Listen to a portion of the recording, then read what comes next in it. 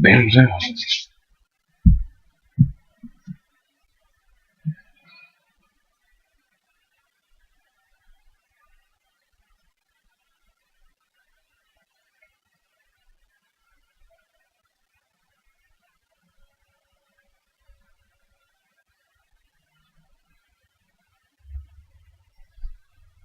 Themselves.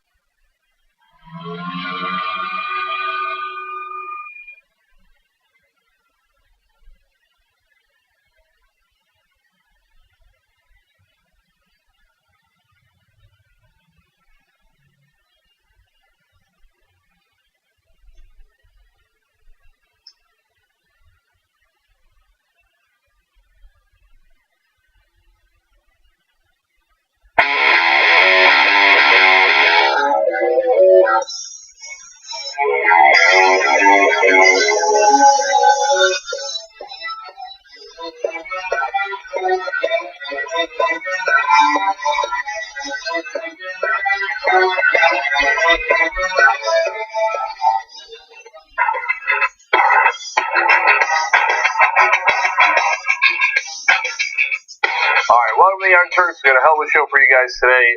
Cenk Uygur, John Idarola, lots of drama. We've got a ton of policy for you guys on taxes, budgets, and healthcare. How's that for an exciting piece? We have lots of substance for you today. I've got charts, people. We have charts and policies. Charts and policies spread over the second hour a little bit too, but second hour, on the other hand, is filled with controversy.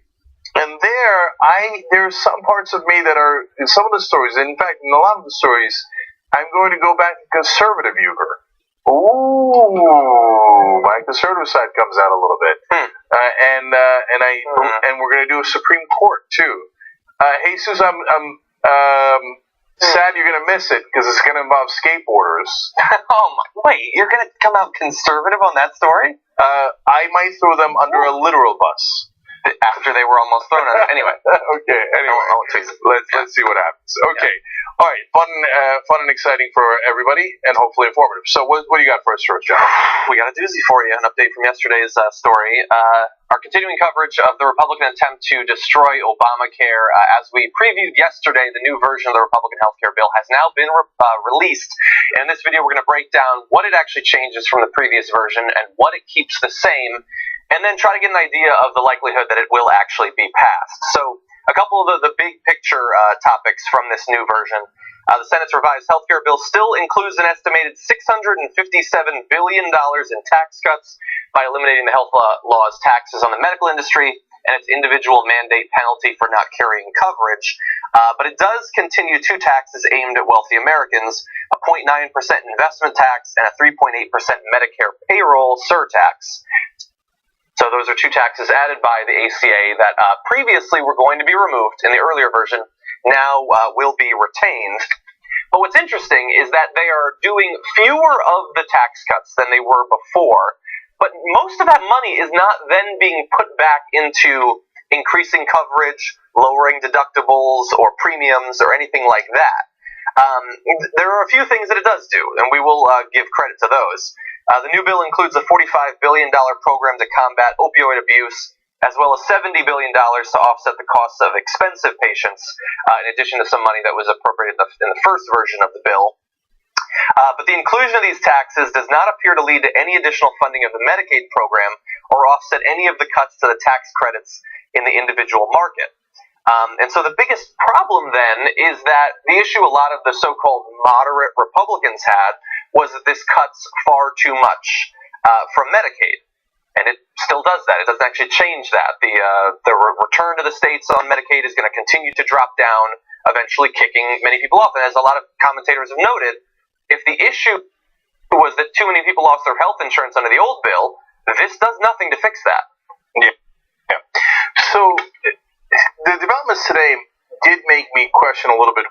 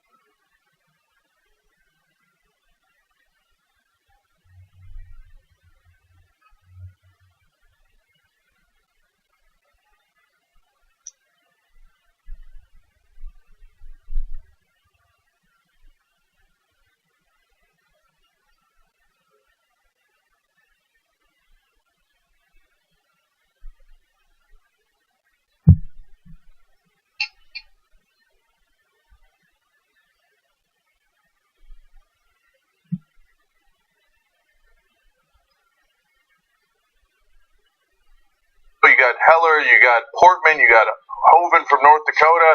They've all said on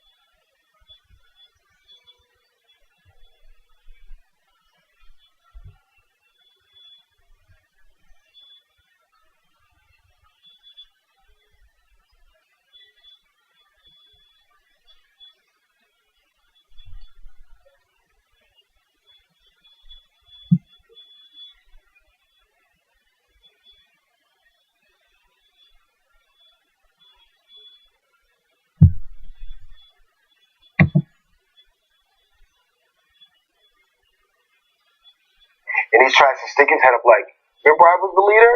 Yeah. It's all about himself. I think that so Rand Paul and Ted Cruz are still angling for running for president at some point. And Rand Paul's decided the tack he's going to take is like, oh, I'm sure I didn't vote for that health care bill because that thing's going to explode. Now Rand Paul actually wanted to make it worse. Yeah. but that'll get lost in the shuffle. He'll just get to say I didn't vote for it.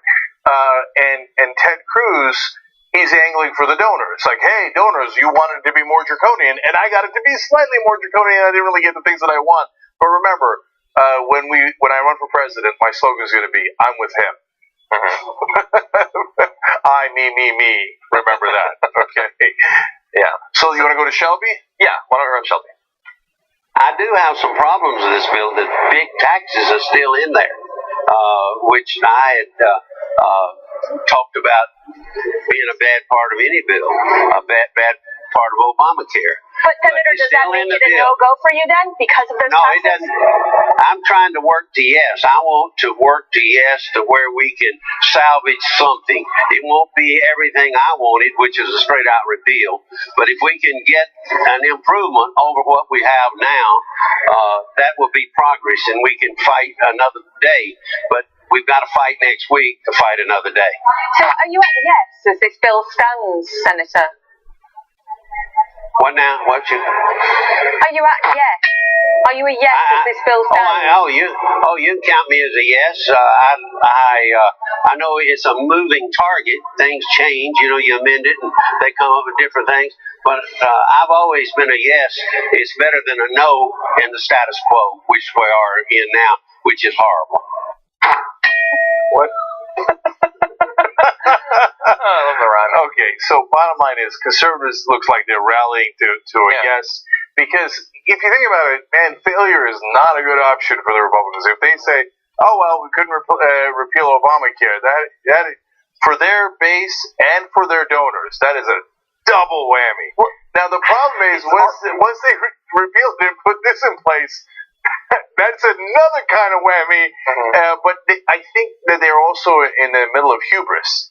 They've been so draconian, they've been so right-wing, they've been so ruthless for so long and been able to get away with it by just flooding the airwaves with deceptive advertising. And Donald Trump just won, so they think we're going to be able to trick them forever, I guess. Yeah. So let's pass a bill that Americans will hate. What is it at 19% right now? Exactly. Yeah, I agree with your evaluation of Shelby. I loved how quickly it went from I want to get to yes. Can I count you as a yes? You can count me as a yes. Well, there you got that, big guy. Principle is there in Shelby. Yeah, look, I think they're between a rock and a hard place, but I don't think that the rock and the hard place are equally stiff, I guess. Look, their base theoretically wouldn't like it if they didn't repeal Obamacare. They've been saying they're going to for a really long time, and so conservatives have told themselves for years, obviously it's got to go, it's terrible. But, on the other hand, as you say, if they pass this new bill, it is going to be the most unpopular piece of legislation in our lifetime, so that's going to hurt you. And the thing is that the situation isn't static over the past 2 years. People's evaluation of the ACA is changing. Now, I don't think it's changing as fast for Republicans as it is for others, but it is more popular than it has been since the very beginning, and that includes a lot of Republicans. And so the penalty that they would face as a party for not repealing it is objectively smaller than it would have seemed a year ago. Well, so I don't want this thing to pass because all I care about is policy. So, Democrats often are the opposite. What is it going to take for the Democratic Party to win? Yeah, but at the end, you're supposed to pass progressive policy positions. So the conservatives, on the other hand, will do anything to pass conservative policy positions because that's what they get paid for. So I don't want it to pass. I think it's going to devastate a lot of people. But boy, if it passes, politically, I think there could be hell to pay. Good, but it could take a while. So Heller and Portman and all these folks, Markowski, Capito in West Virginia, to give you a sense of the devastation here, 1/3 of West Virginia is on Medicaid. 1/3 of the entire state. Not on Medicare, on Medicaid. Yeah, but after this bill, they won't be. That's right. And then... That's not an issue. Okay, then you want to see some angry folks? I mean, hey, listen. Yeah. Release the Kraken and see how it turns out for you. And again, so I realize that you're doing both, and you're right. Some people only focus on the policy, some people only focus on the politics, and we can take a silver lining in that case of theoretically someday we'll win a Senate seat, but the people who will lose their businesses, the people who will die as a result of this, like, those don't go away if you eventually get the Senate seat. And so I think some people are, especially after Trump's election, they're singularly focused on like what effect this will have on a future election. Even not just down to which policies should we pass, but what issues should we talk about in the first place. Let's only talk about things that theoretically voters will care about in 3 years. And look, elections are important. Winning elections is super important, but the country and its people are more important. So we do have to care about the policies that we pursue or deny along the way to those elections. Yeah, just the last thing on that is that a lot of this stuff doesn't go into effect until 2024. So those results might not be as quick as you think either. Yeah. So your political calculation might be off. And once someone dies, you can't undie them. Yeah. That's gone. Especially without health insurance. Yes. So you can't reverse some of the damage that'll be done by this bill. Yeah. So cross your fingers and hope that the Republicans, bludgeon themselves politically and can't get it back. Yeah. And I'm going to once again be Debbie midterm downer because I think people need to continually be warned about this. And I warned people before the election about this upcoming midterm election. I think that things look good theoretically for anyone other than a Republican, maybe in the House theoretically, but if you have these ideas that theoretically we can just set fire to everything and win the Senate, please look at the map in 2018. It is terrible for the Democrats. The Republicans it's miraculous how few seats the Republicans have to defend and how few of those will actually be competitive. And I mean competitive under any circumstances with the way things are rigged and suppression and all that. There are going to be very few opportunities for seats to be flipped. It doesn't mean that it can't happen, but it is as bad as it will be for something like a decade or a decade and a half. Okay, what's next? Anyway, okay. A little bit more for you. Today, Attorney General Jeff Sessions announced about 400 arrests related to healthcare fraud schemes totaling over $1.3 billion that were apparently stolen. Among the 412 defendants, 120 were charged with opioid-related crimes. And so that is certainly, considering the epidemic that we're in the middle of, that's the sort of thing you want to see. People who are theoretically getting people addicted unnecessarily, pumping the marketplace full of pills that aren't needed. That can cause a lot of the problems that we're seeing. There are potentially some bad sides to this, but why don't we turn now to the Attorney General, who is announcing what's been done. The Department of Justice, in conjunction with the Department of Health and Human Services, is announcing the largest healthcare fraud takedown operation in American history. The Department of Justice coordinated efforts between our criminal divisions, U.S. Attorney's offices, Health and Human Services, and more than 1,000 state, local, and federal law enforcement agents to charge 412 defendants, including 56 doctors. These defendants have defrauded taxpayers of approximately $1.3 billion. As a result of this operation, 205 healthcare providers are now in the process of being suspended or banned from participation in any federal healthcare programs. You're the worst. I'm a bad guy. Okay, let me give you an idea of some of these schemes that people were eventually arrested for. He talked about doctors. 6 of the doctors were charged with operating a scheme in Michigan to prescribe patients with unnecessary opioids, some of which were then sold on the street. We understand that's a big problem. The doctors allegedly billed Medicare for $164 million in false and fraudulent claims. That's a lot of work for 6 doctors. I mean, no, I know they make a lot of money, but that's more than you would imagine. A clinic in Houston allegedly gave out prescriptions for cash. That's how it works, actually. Officials said one doctor at the clinic provided 12,000 opioid prescriptions for over 2 million illegal painkiller doses. Wow. That is insane. My favorite was some of the doctors wrote so many prescriptions for controlled substances in 1 month than an entire hospital did. Wow. It's amazing, man. One of them wrote so many prescriptions his hand was hurting, he had to take opioids to calm down the pain. A rehab facility for drug addicts in Palm Beach is alleged to have recruited addicts with gift cards, visits to strip clubs, and drugs and it billed the government for over $58 million in false treatment and tests. And so, like, this is to give you an idea, like, a lot of the people arrested did not get those huge sums, obviously. We're talking about $1.3 billion overall, and that's about 3 clinics did several hundred million of it. But this is obviously a huge issue. This is not going to solve the problem. Even the money that's currently being allocated in what could potentially become the new Senate healthcare bill, if that becomes law, is not enough to by itself solve the problem. To remind you of the problem, let's bring up this chart that we've shown you several times before on the show. That is the increase in drug overdose deaths. Now, that is, of course, not limited to opioids. That's all drugs, but opioids are an increasing percentage of it, and you see how that is just shooting up. That is a societal problem. That is a problem with regulation of the pharmaceutical industry and doctors and their ability to prescribe things, whether they're actually needed or not. And it is killing tens of thousands of people every single year. So I remember having covered this a long time ago, and a doctor wrote in that I really liked and said, no, the doctors wouldn't do this, right? And come on, guys.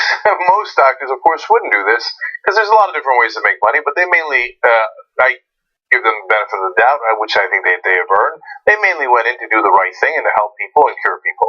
But are there bad folks in each profession? Of course!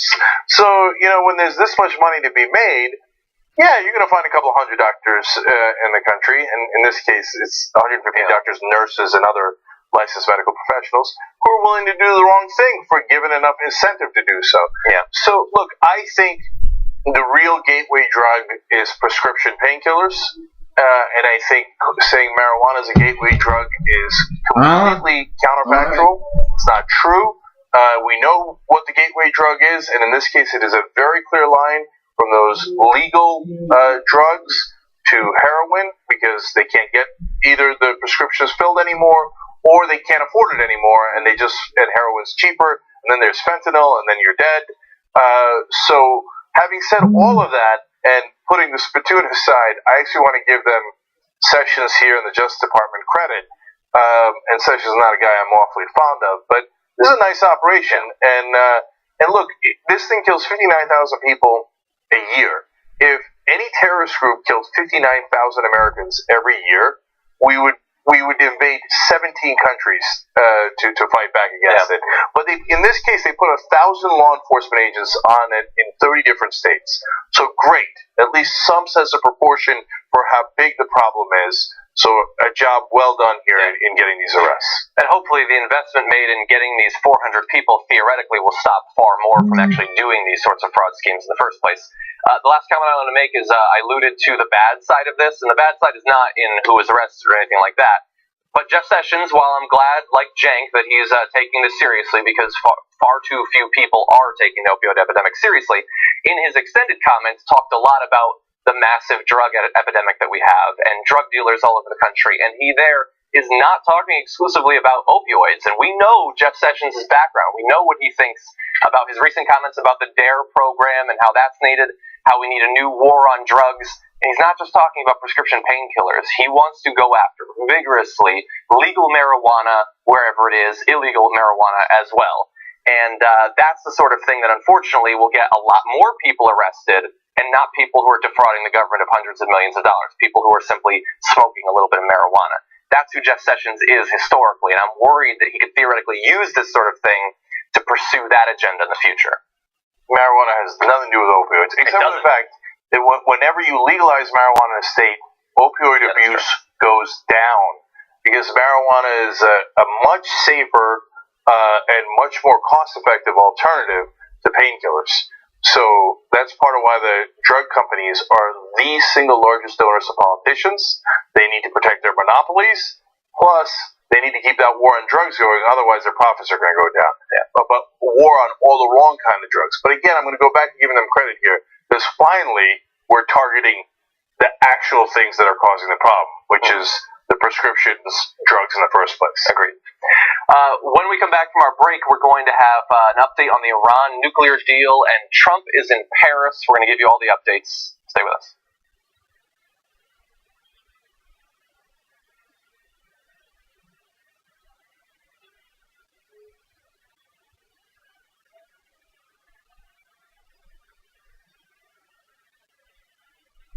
I want to do a quick announcement before we get on to the stories because I think it's important and I want to encourage you guys to go. All right, so TYT will be at Politicon this year. The dates are July 29th and the 30th, and I'm actually extremely excited. In the past, when I've done Politicon events, it's always been panels. Last year I did that panel with a number of anti-Bernie Sanders people, and of course it was a lot of fun because I was the only one on there that supported Bernie. But this year we're going to be debating people. Debates are going to happen. Can I just say, if you missed Politicon last year, that was a mistake, because Anna's panel alone was worth the price of admission, because they love balance. They love talking to the press about balance, right? Right. But all of a sudden, there was only one Bernie Sanders supporter and wall-to-wall Hillary Clinton supporters. Yes. Okay. Yes. Including a lot of the people you see on TV. And she mauled. The entire crowd was on your side. But look, it's not just that you kicked ass. It's not that just the crowd was on your side. It's that if the crowd, even if it's unfair because the crowd is all Bernie Sanders, then maybe you should have a couple of Bernie Sanders panelists. Right. But they didn't need it because they had Anna. Well, it was a fun discussion, and I really enjoyed it. But this year is also going to be a lot of fun. We're going to get involved in a number of debates. Cenk, who are you debating? Oh boy, here we go. Buckle up, everybody. You asked for it, you're going to get it. Ben Shapiro. Okay. Bloop, bloop, bloop, bloop, bloop. All right. Right-wingers have been asking for quite some time. Come and see. All right. And I will be debating Ann Coulter. Damn. Ann versus Anna. Anna versus Ann. It's going to be fun. I can't wait. And Hassan will also be there, and he is also debating someone who is a millennial who is very much against millennials. Like, that's his whole shtick. So that should be a lot of fun as well. That ought to be great. Woke Bay versus Sleepy Bay. Anyway, you guys can get your tickets by going to politicon.com/TYT. Politicon.com/TYT. It takes place in Pasadena, California. We really hope to see you guys there, so definitely check it out. And if you're watching this as a video on YouTube or Facebook, we'll have the link down below for you guys.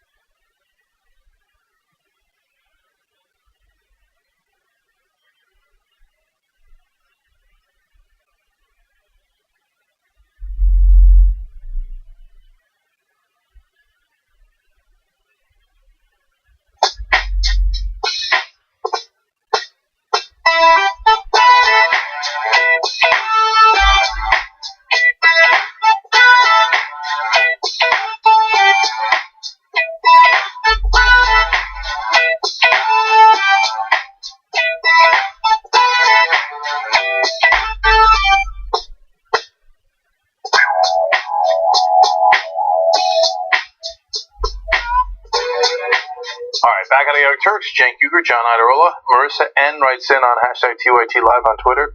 It's no coincidence that the cuts would fully take effect in 2024 when it's past Trump and Pence's years and can blame Democrats. Definitely. But that's an old political trick, and the Democrats do that too. Could be a big problem for President Trump Jr. Yeah. All right, we'll save that for later in the show. All right, Gabby Marita says, Republicans must believe in alternative Jesus. Infect the sick. I kind of like alternative Jesus. All right, anyway. Infect the sick, rob the poor, starve the hungry, worship money, and hate thy neighbor.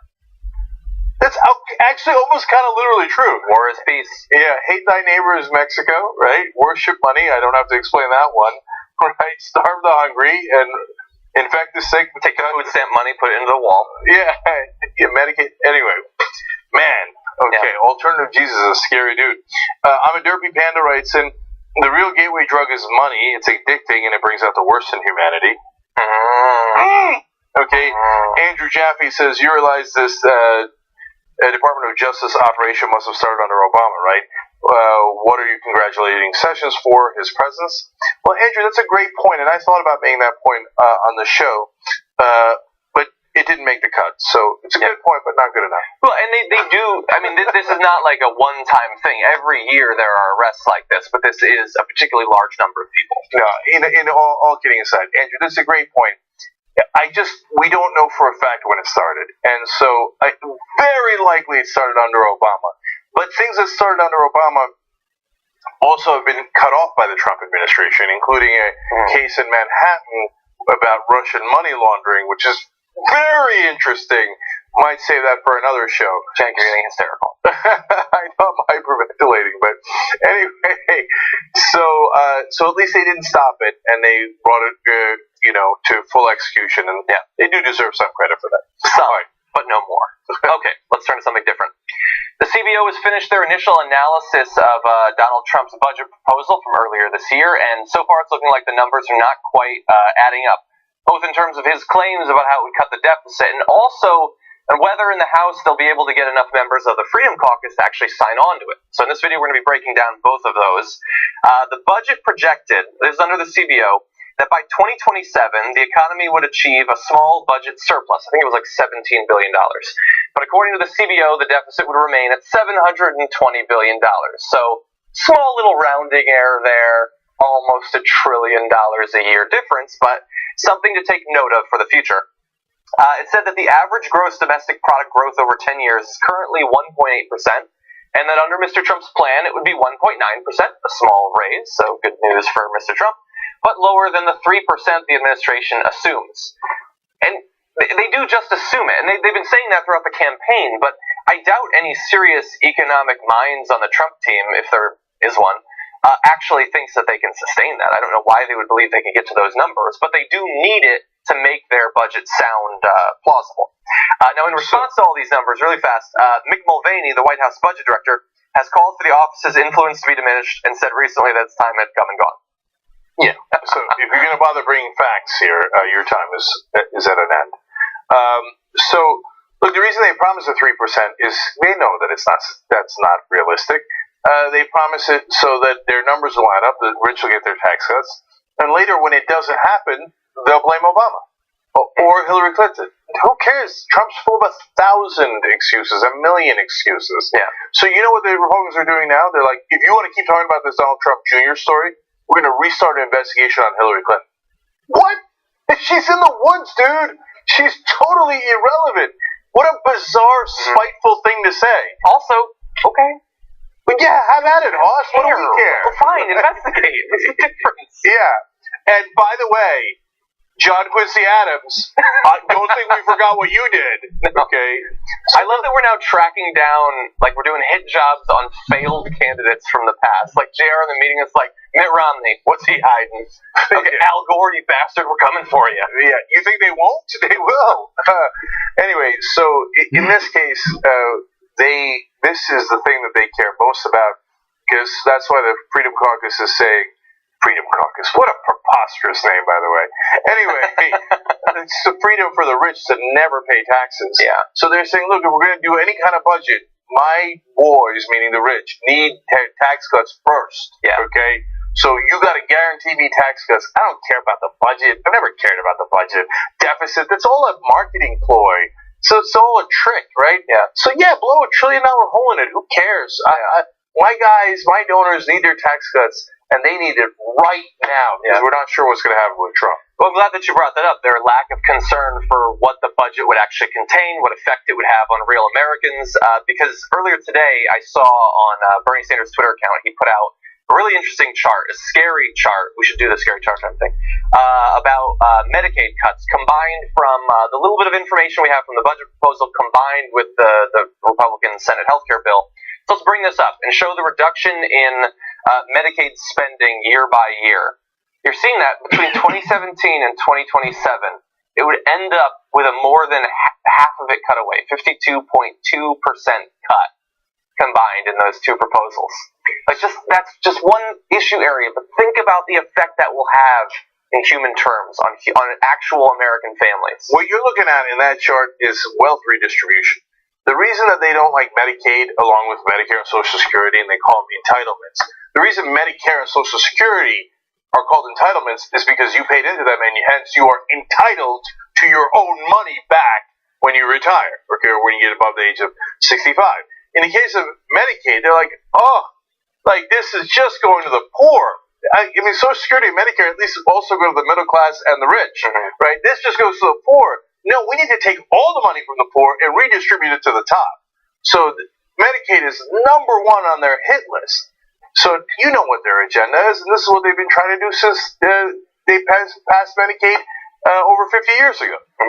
It's trying to kill it, and eventually, it might take a long time, but they can eventually come for it. It's one of the reasons, a small side note, but let's say, hypothetically, we get lucky, and at some point we get single payer across the country. It'll be amazing. A lot of people think that then that's the end of history. It's not the end of history. You can have legalized abortion for 40 years, and they'll still try to kill it. You can have Medicaid and Social Security for literally lifetimes, and they will still try to kill it. And so even after great success, you do still have to be vigilant. But I want to go over a couple of the numbers that you were alluding to, that the Freedom Caucus is going to require in terms of tax cuts, but also cuts in spending. This is from Mark Meadows, chairman of the Freedom Caucus, saying, if a budget is put forward today at $200 billion on mandatory spending, and without decisions on tax reform, there would not be enough votes to pass it in the House because of the conservative concerns. They would be willing to tank Trump's budget on those issues. Earlier in the week, the Freedom Caucus said that it would be willing to support a $250 billion package of cuts in exchange for supporting a hike to the nation's borrowing limit. So are they not merciful that they would give that and allow the government to continue to function? So, look, these guys are so draconian and so dysfunctional that I can't, I love predictions, but I cannot tell you right now what they're going to pass when it comes to the budget, and even on Obamacare, I'm not positive, and let alone anything else.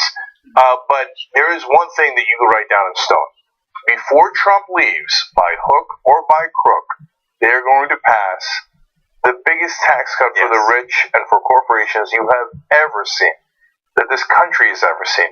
That's the one guarantee. Yeah, and then it sets up an awesome battle where someday, theoretically, our progressive champion president is going to have to propose tripling corporate taxes. And I hope that they do at that point to try to right the ship. But imagine how hard that battle is going to be if we allow this to go through. Because once you cut taxes, the minute you go to raise them back up, they're like, oh my God, they're raising taxes! We knew it. Look at these Democrats. Yeah, well, if you cut them to the bone and we don't have any money to run the government anymore, and we literally can't put out fires, okay, well, then we're going to need to raise taxes. Oh my God, you raised taxes. That's the amazing thing, and that's why they want it. When they get this tax cut through, that passes, but so much else that's currently invisible passes. When they pass those tax cuts, they have cut food stamps in a year or in 2 years or in 5 years because it will be needed to balance the budget that they have destroyed. They will cut regulatory spending for the EPA. Any area of government, any social program, any progressive priority you can think about, you won't see it on the day that tax bill passes, but those are all being cut to the bone when they destroy the federal budget. Yep. Anyway, okay, let's take a break. Yeah. Okay, so when we come back, we do have, as I said, an update on the Iran nuclear deal, and then we will touch base with what's going on in France in just a few. That's a fun story. Don't miss it.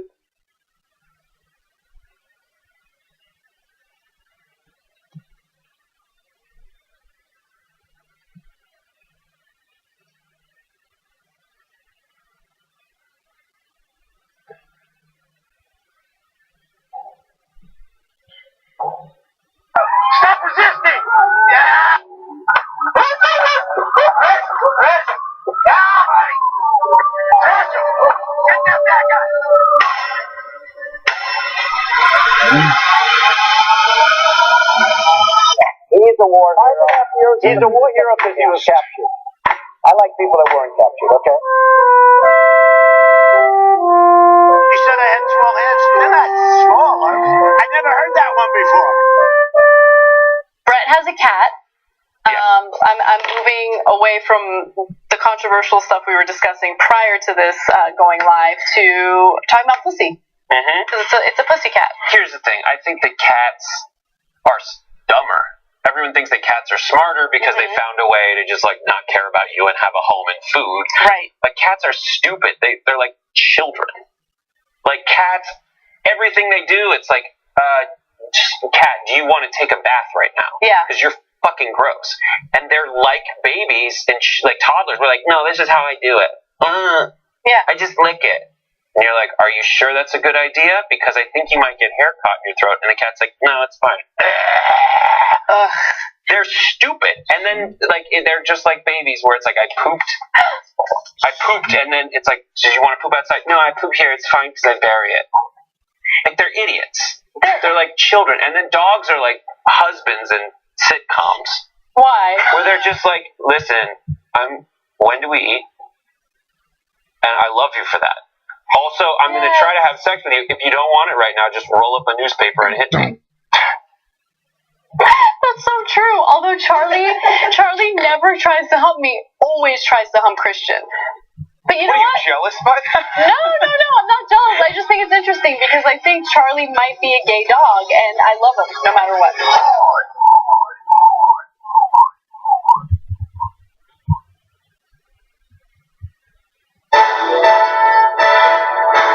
When news is breaking, it's time for Breaking News with Brett Ehrlich. This is Brett Ehrlich with Breaking News with Brett Ehrlich. Hello, welcome to Breaking News with Brett Ehrlich. I'm Brett Ehrlich with Breaking News with Brett Ehrlich. Today in the news, voting. I voted Team Edward. Is Twilight still a thing?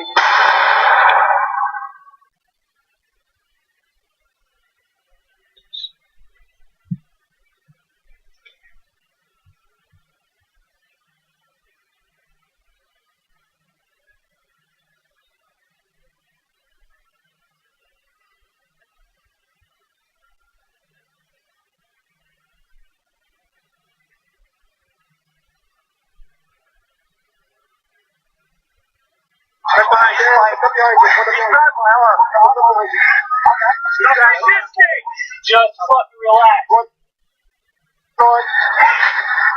I got one on. I'm trying. Anybody out there, somebody switch over to the taxi and I can make it out of the road.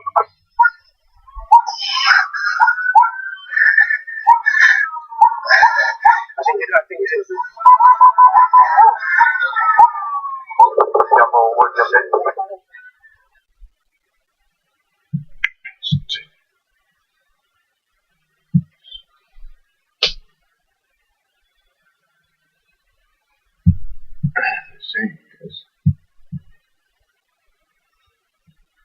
Resisting!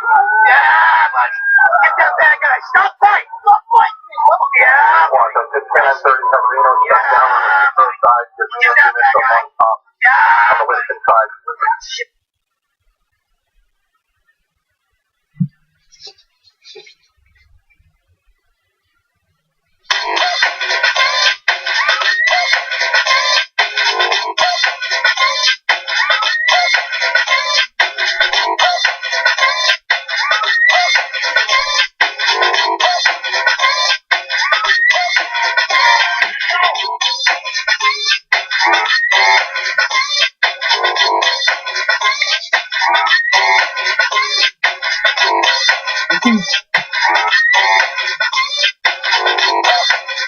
Alright, back on the Young Turks, Jank and John with you.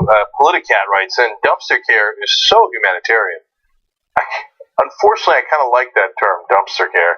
Oh, by the way, the most 2017 thing I've seen so far this year is someone on Etsy is selling dumpster fire candles. It's pretty awesome. That's funny. So now the shocker should look into that. They're coming for it. I Am Sock says, you know that we'll be nearing the end of Trump when he starts using federal departments to investigate Rosie O'Donnell. That's such a good point. He's like, distraction. Hillary Clinton didn't work anymore. Let's go to Rosie. Yeah. Finally, the Forgotten Arm says GOP must really rely on screwing over anyone born after 1985. Our generation will be working until the day we die. Well, if things keep going this way, but there is one other alternative. We vote them the hell out of office. That's true. Well, by the way, the prediction about Rosie, I don't think it'll be Rosie, but he talks less about Hillary. He still talks about Hillary all the time. But I want to chart month by month the mentions of a couple of key female names, and you better track Elizabeth Warren, Kamala Harris, to see when those numbers start to creep up again. It's interesting. I think Kamala Harris has an excellent chance of winning the 2020 primaries. I think the establishment will be on her side. I think in terms of accomplishment, like I like her rhetoric, but I don't know much about what she really stands for. Everything she's saying is good, but I think it's way premature. Yeah, okay, so let's leave that. And personally, I'm a rock man. I'm going for the rock, but okay, that's a huge conversation. Let's leave that aside. But what's interesting is the Republicans are mainly attacking Bernie Sanders and Elizabeth Warren. Yes. So those are the two that they apparently fear. Yes. So totally interesting. Okay, all right. So let's go for it. It's still on the table. Okay. Despite repeatedly condemning the deal as a candidate, Donald Trump is expected to once again certify that Iran is abiding by the requirements of the nuclear deal negotiated under former President Barack Obama. As of right now, under U.S. law, the State Department has to notify Congress every 3 months of Iran's compliance with the deal. The next deadline comes up on Monday, which means that 90 days ago, approximately, he did certify it, even though he spoke out repeatedly against it. I had a file, many pages of him talking about the Iran deal, how bad of a deal it was. I'm not going to read all of that, but I will give you one idea of how much he hates this thing. During a campaign event on September 6, 2016, Trump said, if you take a look at Iran from 4 or 5 years ago, they were dying. They had sanctions, they were being choked to death, and they were dying. They weren't even going to be much of a threat. They didn't have anything going, and now they're a power. Overnight, we've made them a power. He then called the nuclear deal the highest level of incompetence. He also said this, my number one priority is to dismantle the disastrous deal with Iran. I've studied this issue in greater detail than almost anybody. By that he means he read not one, but 2 tweets about it. Yeah. He's like, who would read past 1 tweet? He's read almost 300 characters. So what I'm greatly amused by is that he is now sanctioned, apparently, in his own words, the highest levels of incompetence. Mm-hmm. So he's like, that highest level of incompetence, kind of love it. Yeah, I'm going to roll with it. So he also said he would tear it up on day one. So none of that happened. So that's good. Yeah. So this is really good news. So we can't help but make fun of Trump a little bit and tell you that it was another campaign promise that he didn't mean at all. So it's, lie number 1,987. But in this case, thanks God. So I love that they're not tearing up the deal, because then we would have a needless extra conflict in the Middle East. God knows when that would go to war. And right now, Iran is not making nuclear weapons. That deal stopped their nuclear program altogether. They were making nuclear weapons anyway, but we took the nuclear energy away, and so they have no chance of ever weaponizing their nuclear program because of that deal. It's one of the biggest accomplishments of Barack Obama, and the fact that they're not tearing that down is good. So if you're wondering why go against your campaign promise and help Obama's accomplishment, that doesn't seem very Trumpian, at least the latter part. There's a reason why. Iran is actually allied with Russia. So the guy who's blocking tearing up the deal is Rex Tillerson, longtime friends with Vladimir Putin, the guy who wanted to make the $500 billion deal with Russia in the first place when he was CEO of ExxonMobil.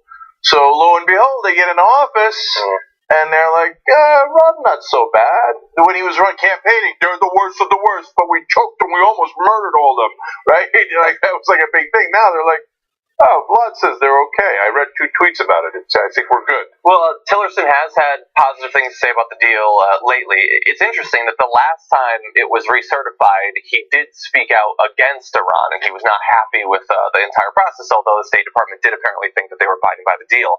And I do have to say that what we heard during the last election from not just Donald Trump, but also Ted Cruz wouldn't stop talking about this deal. the way that they tried to twist ensuring that Iran has virtually no even theoretical capability to weaponize the uranium they have or produce a nuclear weapon, that increased the danger to Israel specifically, was this huge mental leap that largely the media never questioned, and they were allowed to just present it as a difference of opinion. You take away their ability to create nukes, well, maybe that makes it less likely that it nukes. Maybe it ensures that they will. And Trump repeatedly said that this ensures that they will create nuclear weapons, and he was never really taken into account for it. All right, last thing on it is that there's debate as to whether a deep state exists. So, and the reality is, it does, but it's not quite as neat as some people would like to characterize it. Because there's a lot of factions within the U.S. government. And some of them are in charge at different times, and others gain power in other administrations or other times in administrations. So, is there a faction within the U.S. government that is against Iran and Syria and is, I think, concerned about Israel, and Israel is against Iran and Syria, and I think that they're headed in the wrong direction, because if you care about Israel, this is a great deal. The Iran deal is a great deal because it makes sure that Iran cannot have a nuclear weapons program. But they think, for whatever reason in their head, that it's the opposite. So those guys do hate Trump, and they hate this Russian connection, and they exist. They're inside the government. Now remember, they lost to Obama too. Obama got the deal done, so he was strong enough. The factions within government were strong enough to make sure that this deal got put in the first place. If a Republican outside of Trump had won, this deal would be gone. The faction that is what I think people would normally refer to as the deep state, which is only just one faction of the government, hates this deal and would have ripped it up. Trump comes in, he's not with Obama, he's not with what are being called the deep state guys, he's with Vlad. What do you need? And Vlad likes this deal, so the deal is going to stay in place. If Pence becomes president, this deal is goner. So that is one situation where Jared, this out. prediction. That is one place where having a President Pence will definitely be worse than having a President Trump. Okay, well, perhaps we'll see. Why don't we, time is short, why don't we have a little bit of fun? Mm-hmm. Kellyanne Conway went on Fox News, I believe it was Sean Hannity last night, to defend Donald Trump Jr., and this time she brought props. Let's watch. This is how I see it so far. This is to help all the people at home. What's the conclusion? Collusion? No, we don't have that yet. I see illusion and delusion. So just so we're clear, everyone, 4 words. Conclusion, collusion, no. Illusion, delusion, yes. I just thought we'd have some fun with words. Sesame's Grover word of the day, perhaps, Sean, because you're absolutely right. What was that? What the hell is going on? Yeah. She is the official White House counselor to the president. Yeah. Look, she needs a counselor. So I don't mind doing things that stand out. I remember Tim Rusher back in the day with the whiteboard, and we've done the whiteboard and stuff. So all that against whiteboards. Yeah. So and now we're gonna meme the hell out of this. The whole internet did, and we'll have fun with it as well. But I want to hit the substance for a second. We have collusion. So whether that's a crime is a different issue, really important issue. So the crimes that Donald Trump Jr. could be charged with are campaign finance violations, if they took anything of value, or he was planning to take anything of value from a foreign source, that would be a crime. There's a potential for conspiracy if they were planning to take stolen materials, and the Russians would have had almost certainly stolen materials from Hillary Clinton's campaign, not ones that she gave them some that were voluntarily given out to them. So those are interesting questions as to whether he committed a criminal act, and let's hope we find out in a trial. Okay, but did he set out to collude with the Russians? That question has been answered by Donald Trump Jr. He released the emails that said, "Hey, Don, I'm going to get you a meeting with Russian government officials who are looking to help your dad's campaign." And he said, "I love it." That is collusion with what he believed to be Russian government officials. Yeah. So the issue of collusion is over. But collusion by itself, that's a word. It's not necessarily a crime. So the crime part is interesting, but in terms of, you cannot cross that collusion. There was 100% collusion. It's too late. It's crossed out on her little thing. Oh, Look at that. damn it. It's you still have illusion and delusion, which you seem to be in the thick of. Yeah, and they Sean Hannity again. They've all their tiny little addled minds have gotten around this. Well, he didn't get anything, but like we see what his intent was. If the email was, "Hey, I know you don't really like your wife. I got a dude who can help you kill her," and he's like, "Yeah, I'd love that. Let's kill her later in the summer," and then they meet and they don't kill her. The police are still interested in that. I think they still want to investigate what was going on there. And that is a crime. That is a crime. Just because you didn't execute on it. If you go to rob a bank and the bank's not open, but you took steps with someone else to commit that robbery. Yeah. You drove to the bank. You had a gun. You had a bag for the money. You acted in a conspiracy, and you are guilty. Yeah. And that happens every day in America, where just because you didn't finish the robbery doesn't mean that you didn't commit a criminal act. But again, outside of, I can't wait for a judge to decide whether he should go to prison or not. That's going to be fun. But collusion is a word which definitely happened. So anyone who tells you that collusion didn't happen, and including some wonderful progressives, sorry, they're not. It's not accurate. They're 100% wrong. He set out to collude. He went to go collude. He wanted to collude. There's no question about that. Look, I personally think that her use of those cards, I mean, you could not have put a more persuasive case together using those cards. She put 4 words in there, but it said so much. But some of the internet thinks that they could use it for better purposes. And so they started a hashtag, I think it was Kelly Cards, and it led to the obvious this. Tomorrow I will regret doing this because of memes. That's true. But just general advice to people, don't hold up pieces of paper on the internet. I'm actually afraid that I might have done it recently. The next one, I love this. Always remember Bowling Green. Whoops. Then we have this. I totally get this reference. ESPY for Best Male Athlete, Russell Westbrook. I thought I put that in for you guys. I don't know really what. I get that it's a sports thing, but anyway, this is to show you that this is outside of just political Twitter now at this point. And then I think there were some that you noticed that you thought was interesting where she came out on this. Yeah, I mean, look, I didn't do this. Kellyanne Conway did this on air. I was a little surprised, but really, yeah, too strong. Yeah, well, she's right. That's the next set of cards she put up. What can you do with it? She's right. But then she wasn't done. She's like wolf-back.com. I was nice of her. Wow. At least she wants to get money out of politics. And she said, hey, one more. JusticeDemocrats.com. Oh, but that's going to hurt the Republicans. Oh, she has no idea what's coming. So short-sighted of Kellyanne Conway. Yeah. Oh, well. An interesting choice on her part. Yeah, well, I like it. Only time she's ever been right. That's true. So I assume we are pushing ahead? Yes. Okay. Well, I'm totally lost all my stuff. Okay. Apparently, Donald Trump is a fan of the French president's wife. Let's take a look. Oh boy.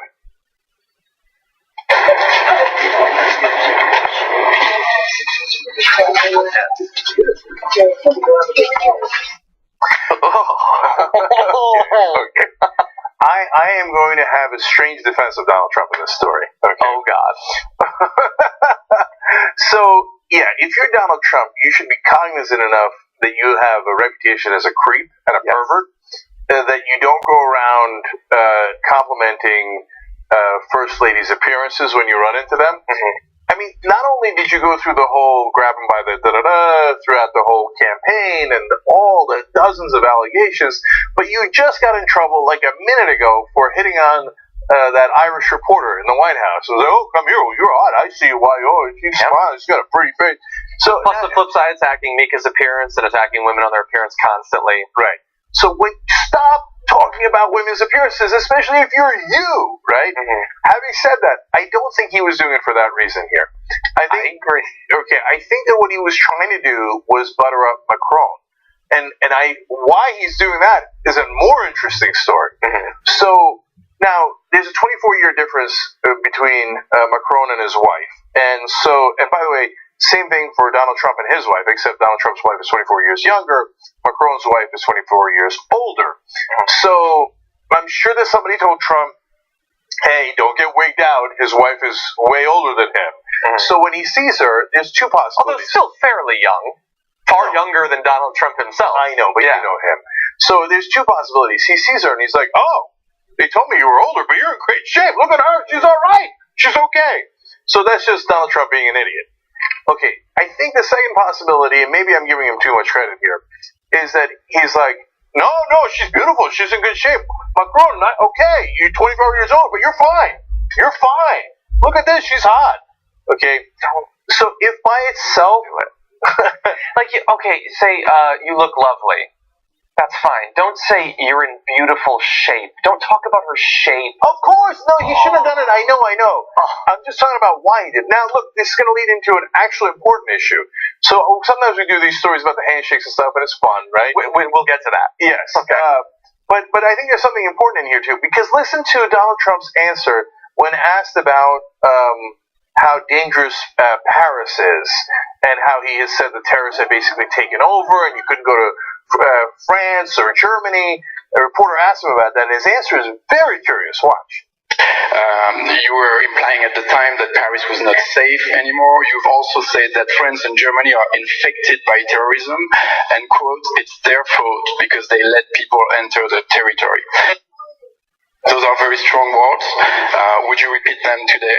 And do you still believe that France is not able to fight terrorism on its own territory?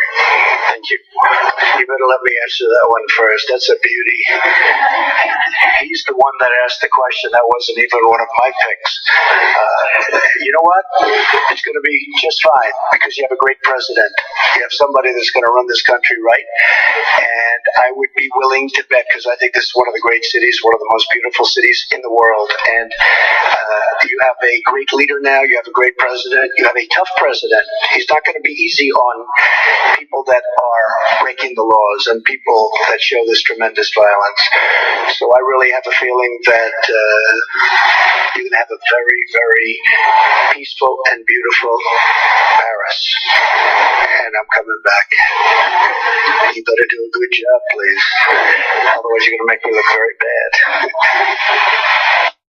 So that is the nicest he has ever been to a foreign leader, other than the obvious. Other than one guy we know. So, look, that's actually a good pivot on Donald Trump's part, because it's pretty hard to answer in Paris why you thought Paris was uninhabitable earlier. And now he says, oh, it's going to be great. He didn't really answer the question of why did you say that, and etc. But that's okay. It's a deft answer and a surprising one for Trump. But the real surprising stuff is that Macron was really tough on Trump before, and both symbolically and also literally in the policies.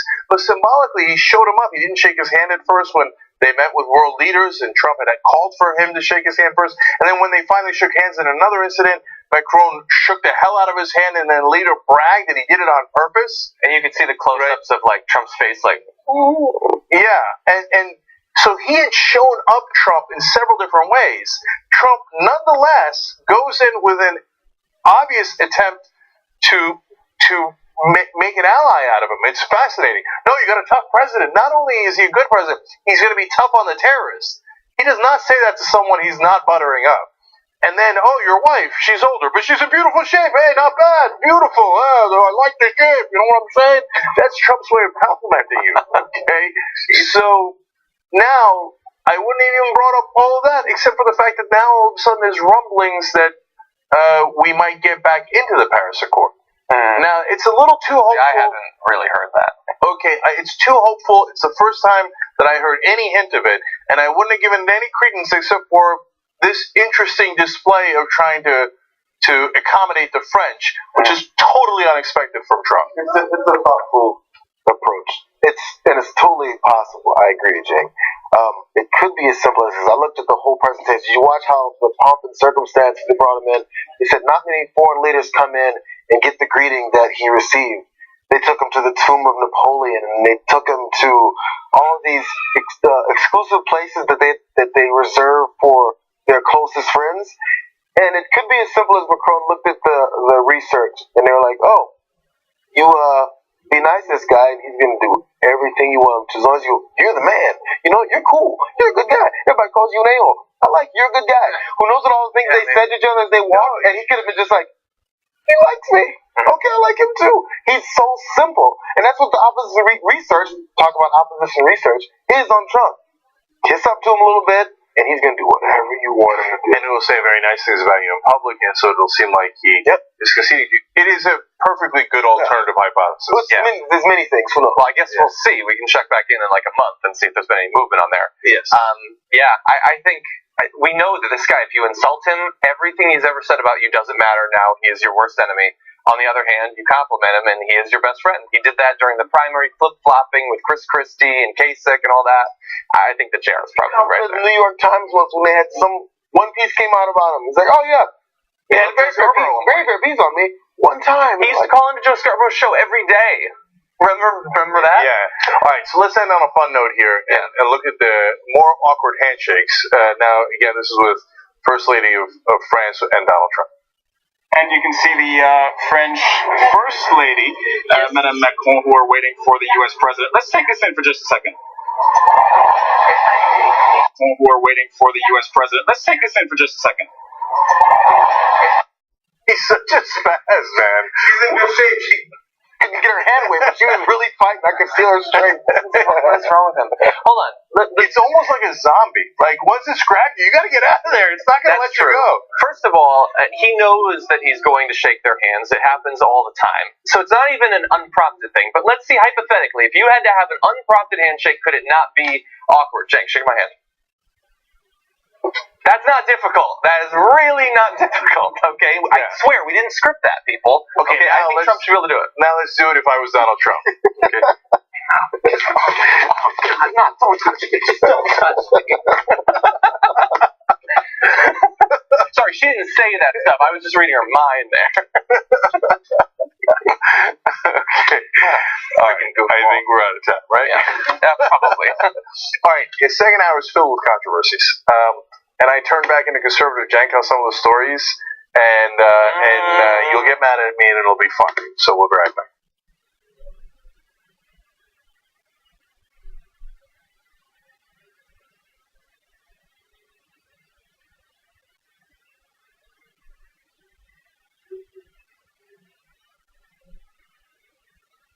Today is truly a historic day with the Supreme Court decision that makes same-sex marriage legal nationwide. So this is one of those days in American history. It doesn't come along that often, where we have expanded the circle of liberty. Look, all we try to do on this show, okay, is to give you perspectives, right? So you can get a better understanding. We need to change our mentality and understand why these people are trying to leave their own countries and everything that they've known, everything that they've built. Yeah. It's not to come here and harm you. Anytime you force someone, like they did in Arizona, to carry their paperwork, it's to remind them every day that they do not belong in your society. Now that is the sound of fascism beginning here in America.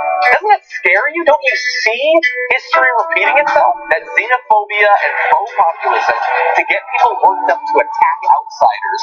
That is violent rhetoric, and your violent rhetoric translates to violent actions. If you don't get that, well, you're either in denial or you know it's true and you just don't want to admit it. What's the message we're sending to the rest of the world? You give us your poor, you're tired, and we will greatly mistreat them under horrible conditions where some of them will die. That's not what the Statue of Liberty says. If you asked me to come up with something insulting to Latinos, I couldn't have done anything like this. I wouldn't have thought to insult the grandkids. Yeah. 2/3 of people shot when they're unarmed for blacks and Latinos. That means they were wrong. They're like, who cares? Shoot them, shoot them, shoot them, shoot them. Look, my dad was born in Syria. My dad could have stayed in Syria, and he could have been a victim of all this, right? And the thought of the United States saying no to Syrian victims, I don't know. It makes me incredibly emotional and incredibly angry because I think it goes against what this country is about. The fighters, the warriors, the ones who go the extra mile, in this case literally, to provide for their family and to look for that American dream. And they shouldn't be forced to live in an American nightmare.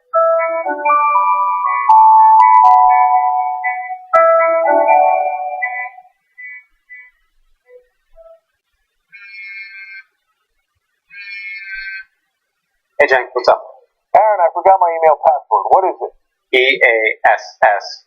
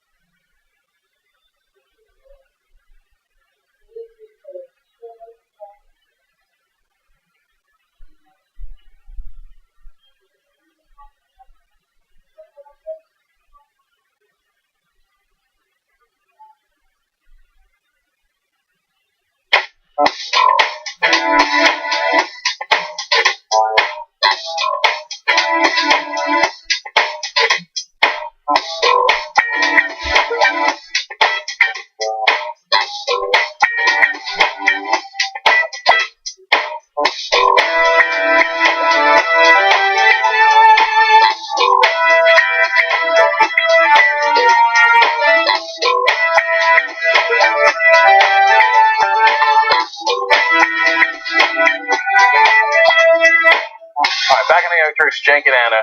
Anna, I've been promising them that I'm going to say some controversial things in the second hour, so buckle up, brace for impact. Even when you don't think you're saying controversial things, people think you are. So it doesn't, Yes, on the right, the left, and everywhere in the middle. Okay. Daniel Pareja writes in, hashtag TYT Live, I'm surprised Trump didn't make Conway write those signs in crayon. The Mad Lib writes in, Macron's ratings just went down now that Trump has expressed a desire to come back to Paris. Sabrina Hartman says about Macron's wife, she should have just slapped his hand away like Melania does. LOL. And then finally, Derek Martin says, the DNC won't pick Sanders or Warren. They're too obvious and might actually lead to victory. Agreed. There was an article by Matt Iglesias in Vox last week where he wrote, you know what? Maybe Bernie. And really? And it was considered like, he was writing it like, I know no one in the world has thought of this. Like, I know this is a crazy idea, but wait a minute. I looked at the polling and he's the top, like, most popular politician in the country. Maybe Bernie. And I'm not dissing Matt. It was a good article. Nothing wrong with it, right? But you could tell from the tone that, like, in that circle, like, that is an outrageous, like, almost unthinkable thought that they are now just beginning to consider, and it's kind of spooking them out. Well, I think everyone, unfortunately, ends up being a product of their environment and people that they surround themselves with. And I'm not saying it as if I'm looking at everyone else and judging them. I'm saying that because I think it's even true of people here, right? So it's always important to consider other perspectives as long as there's actual logic behind those perspectives. I never want to fall in the camp of missing something big, like a phenomenon that's happening right in front of me, but I'm missing it because I'm in my own bubble, right? Yep. So you should always look at other perspectives. Yep. And the members of the day are Valerie Johnson and Joseph Fletcher. Guys, a couple of things for you. This month, you get a free trial membership for a whole month, so all the way through the 28th of July, I think. So try that out. Listen to our post games. We had our members could watch the Joe Manchin interview we did earlier in the week live, and I want to tell you guys tomorrow, same kind of situation. We have Keith Ellison, who's going to come in and do an interview. He's going to Skype in actually, like Manchin did. And so for all of you members out there, it is going to be live at 10 a.m. Pacific, So 1 o'clock Eastern. 1 o'clock Eastern, Keith Ellison on the Young Turks. So in order to become a member, tytnetwork.com/join. And then you can do promo code free TYT this month to get a free trial membership. So don't miss the Keith Ellison interview live tomorrow. All right, we ready to start? Yes. All right. A couple updates on stories that we reported on earlier. First, an update on the Shia LaBeouf. I keep calling him LaBeouf. I don't know why. It's so weird. No one knows what it is, but it's definitely not LaBeouf. Although LaBeouf is awesome, and I wish it was LaBeouf. And he is a bit of a LaBeouf. Okay. Shia LaBeouf has apologized for his behavior after he got arrested for public intoxication in Georgia. Now, this whole situation began when he approached police officers and asked them for a cigarette. That's when words were exchanged, and he became so belligerent that police decided to arrest him, and that resulted in a number of videos being released to the public, which showed just how badly he was intoxicated and how badly he was treating the cops. Now, he has released an apology for his behavior, but before I get to that apology, I do want to maybe refresh your memory or show you the video in case you missed the story. Take a look. You're a fucking bitch to the end of your days, and you live that legacy. That's what you signed up for, bitch made whore. If I have my gun, I'll blow your shit up. You're a bitch, though. So you got your shit, you do nothing. Except what, homie? Whore. Fucking bitch. Coward. Fuck you and your legacy. You got a kid? Hope so he can know what the fuck no-so is going. You're a bitch. For leaks. Not for years. A bitch for leaks. You're a pirate bitch. Bitch. And you put your own kind in the fucking pen. For nothing. You put a white man in the pen for what? You fucking bitch. For asking for a black man for a cigarette? That's your own country.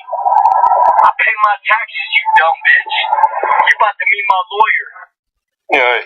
Okay, so that happened, and now he is apologizing, and he posted the following on Twitter. I'm going to go ahead and read it to you guys. He says, "I'm deeply ashamed of my behavior and make no excuses for it. I don't know if these statements are too frequent or not shared often enough, but I am certain that my actions warrant a very sincere apology to the arresting officers, and I am grateful for their restraint." And they did show a lot of restraint. "The severity of my behavior is not lost on me. My outright disrespect for authority is problematic, to say the least, and completely destructive, to say the worst. It is a new low, a low I hope is a bottom. I have been struggling with addiction publicly for far too long, and I am actively taking steps towards securing my sobriety, and I hope I can be forgiven for my mistakes." Look, that was a fine apology. I hope he does get help, because he clearly does have some sort of substance abuse problem. Yeah.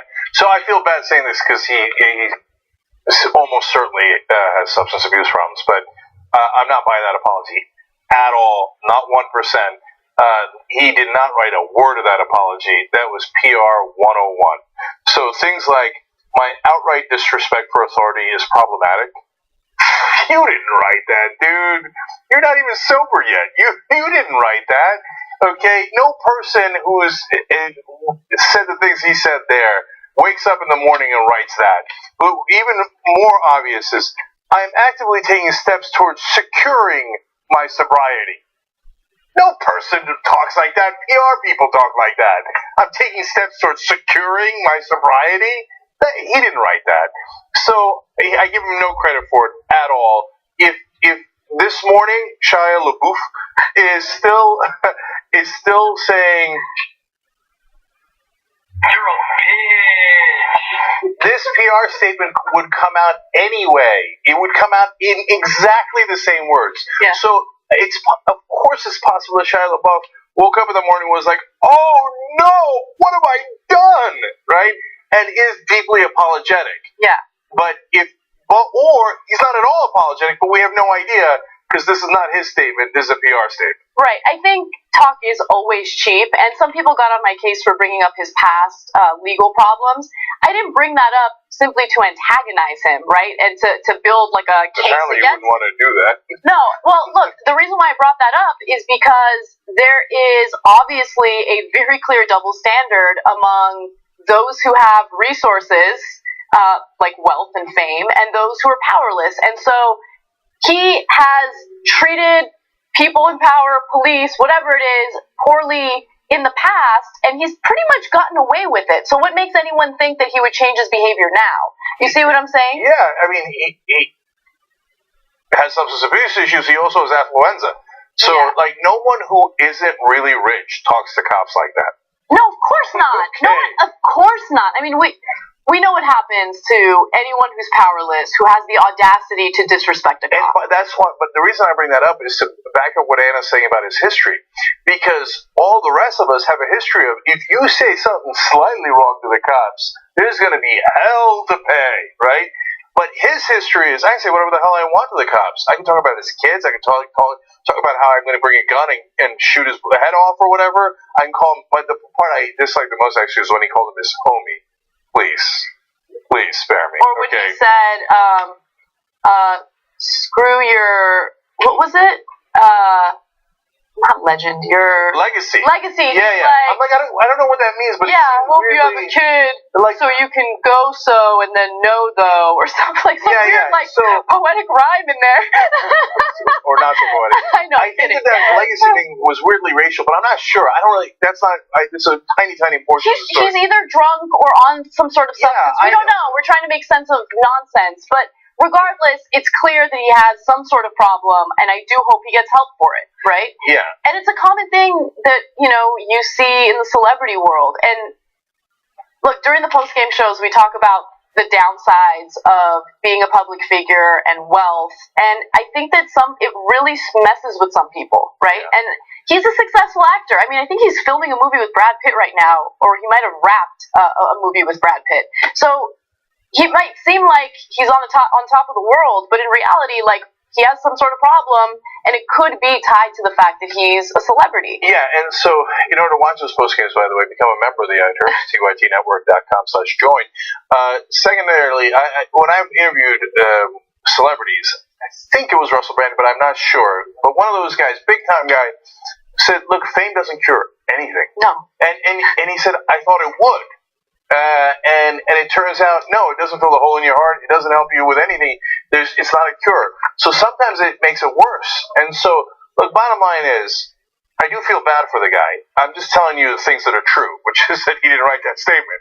But look, he's obviously, like, that dude's got issues. So, and it is, of course, it's a little outrageous and horrific. It's also a little funny.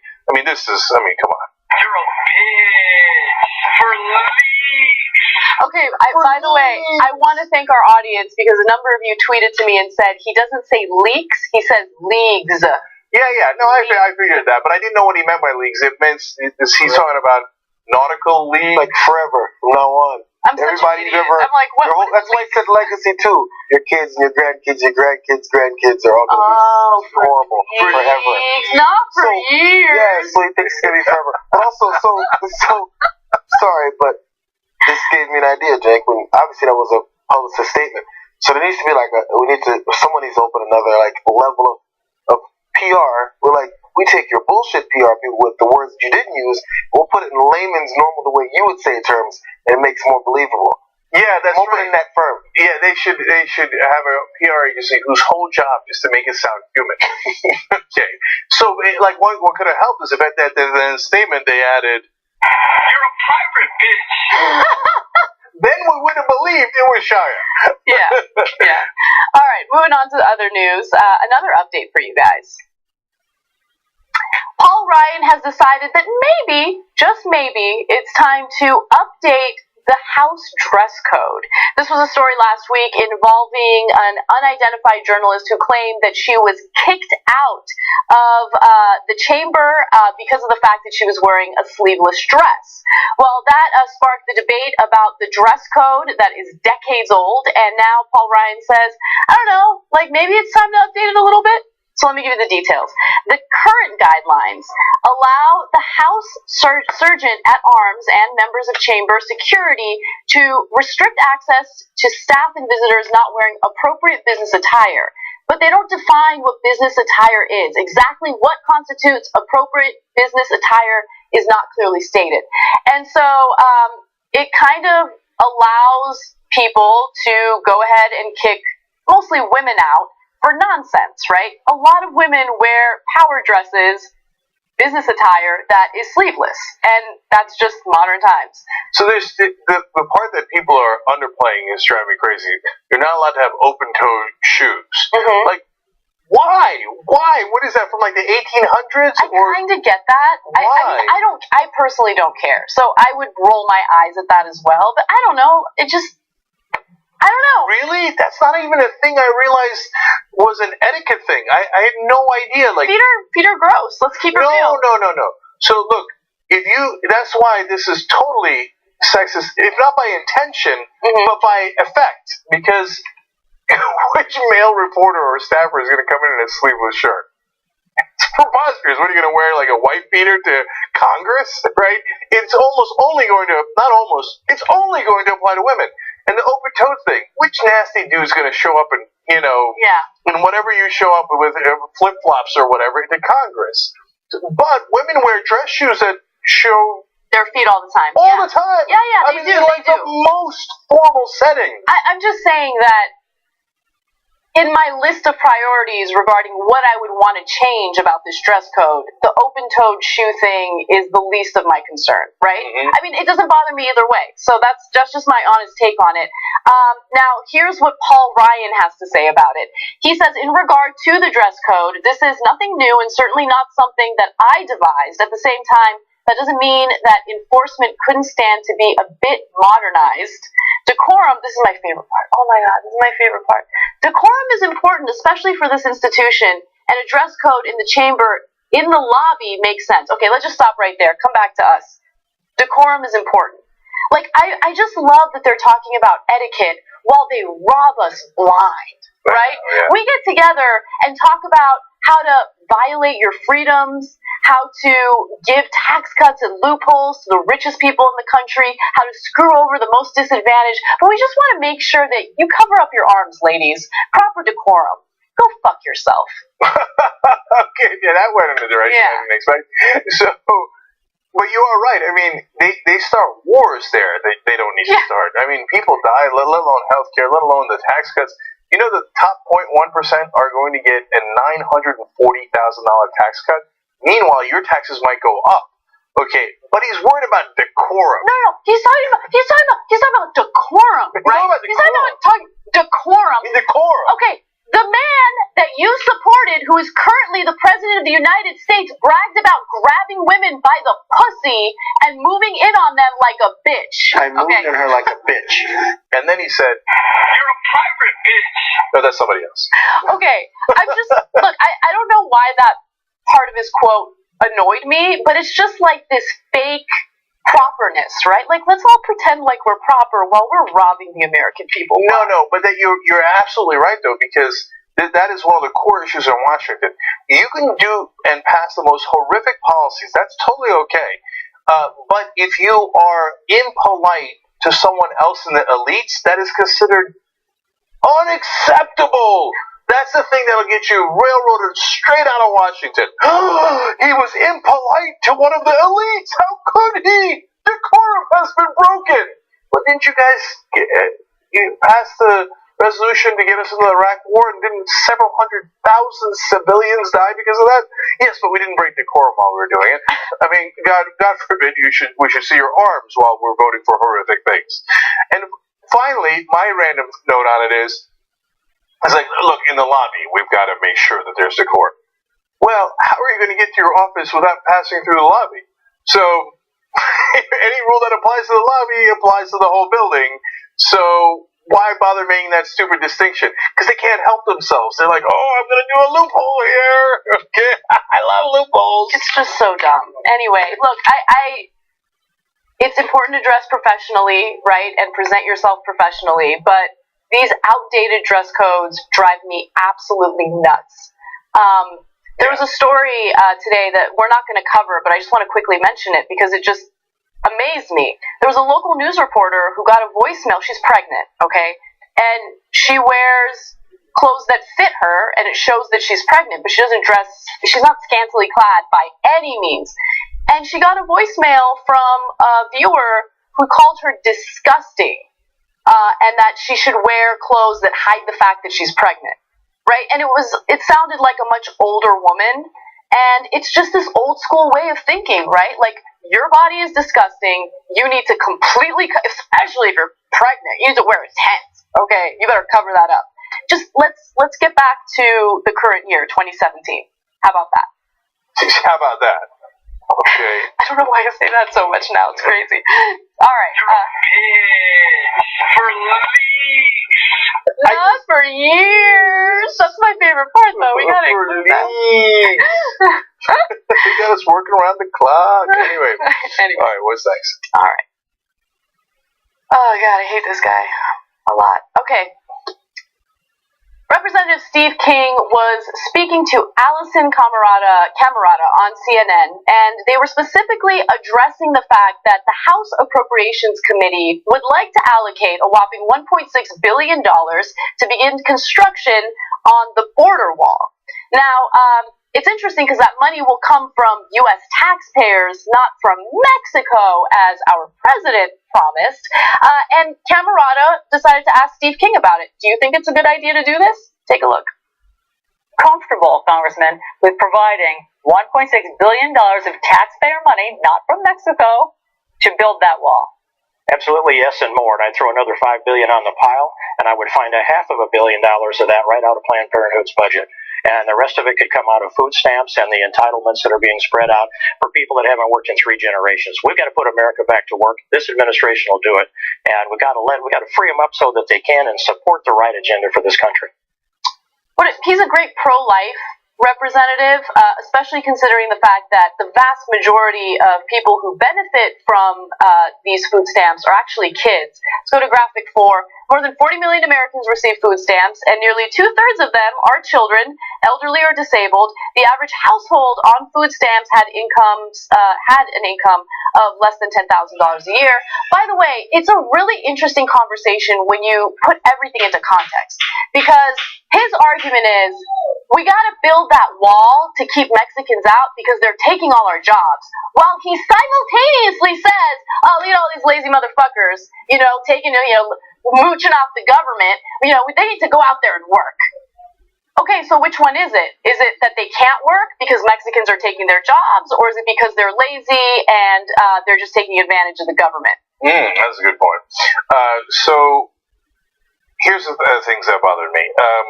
They haven't worked in 3 generations. What do you know, dude? What does that mean? So, look, I don't want you to get me wrong. Like, I'm not a naive dude who's like, no, everyone who's ever received government assistance is heavenly and angelic. No, there's some bums. There are. I don't mean homeless people. I mean a bum who sits around and takes it. And so, yeah, is that the majority? No, we just gave you the stats. 2/3 are kids, elderly or disabled. So, and you don't have any stats to back up your claim that 3 generations of bums exist and that they are the majority of the people taking food stamps. And who are you calling bums anyway? Because, he keeps, look, everything Steve King does is racial. You remember when he talked about the Mexicans crossing the border with the cantaloupe calves because they're dragging so much drugs in that their calves grew out of proportion? This guy's a lunatic when it comes to racial stuff. And he's the one that talked about how they had to maintain white, European ancestry and culture here in America. So the guy so when he talks about 3 generations of people not working, you know who he's talking about.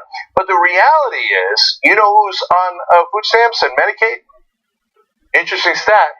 1/3 of West Virginia is on Medicaid. Yep. 1/3 of West Virginia. I have to give you the stats on this because it's pretty amazing. So, a document circulated on Capitol Hill in May said that a White House budget proposal would slash $193 billion from the SNAP program, Supplemental Nutrition Assistance Program. A CNN analysis, though, found out that of the top 10 places with the largest percentage of residents who use SNAP, 7 voted for Trump in the 2016 elections. And so, again, we have a chunk of the population here that continuously votes against their best interests. And we have to get to the bottom of why that is. Why is that happening? I mean, obviously, there's misinformation. They're being misled. They're being manipulated. And it's frustrating because you try to give evidence and provide information about what's really going on to look out for them. And they reject it as elitist propaganda. And it's like, no, what you bought into is the propaganda. Well, part of the problem is that progressives actually care about Americans. Yes. So if progressives are as cold and calculating as Republicans are, they go, oh, you wanted Trump? Great, that's it. We're cutting food stamps in all the places. And yeah, that's going to hurt some of our constituents, but it's going to hurt your constituents way worse. So let West Virginia, for once, feel the consequence of voting for a Republican. You know, West Virginia had the second biggest margin for Trump out of any state in the country. They had a 42-point margin for Trump. Okay, well, Trump and the Republicans want to cut Medicaid, as an example, by $772 billion, according to the last Senate proposal, which Trump loves. Okay, let's cut all your Medicaid in West Virginia, and all of a sudden, a third of the state has no health insurance, and then you take away food stamps from West Virginia. Do you have any idea the kind of devastation you would have? You know where West Virginia ranks in economic well-being? They rank 48th in median income. There's only 50 states. So, but Democrats won't do it, and I'm not saying they should, by the way. No. I'm also a progressive. I would never want to do that to West Virginia. Never, right? Because we actually care about you guys. So the Republicans are willing to do it to you and then cover up for it. But the Democrats will fight tooth and nail, some of them, not all of them, but we'll fight tooth and nail to make sure that doesn't happen to West Virginia. But if they once just said, all right, have at it, Hoss. You want Republicans, you want their policies, here's their policies, go ahead, right? And I know the Republicans would have a whole new set of lies about that.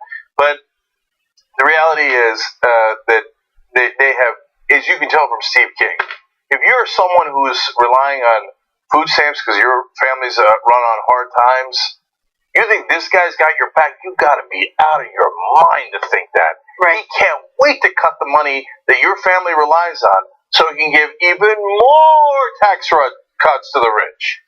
All right, There's a second part to this that I actually do want to get to because it's so maddening and it's just gratuitous. So, while Steve King was speaking to Allison Camerata on CNN, the issue of the border wall and how we're going to pay for it came up, and he believes that we should take money away from food stamps and also for Planned Parenthood to help fund the stupid border wall, right?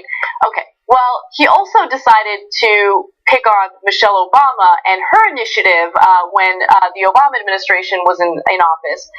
She just wanted to ensure that school lunches were healthier, right? Let's have better standards for school lunches so we can tackle the obesity epidemic.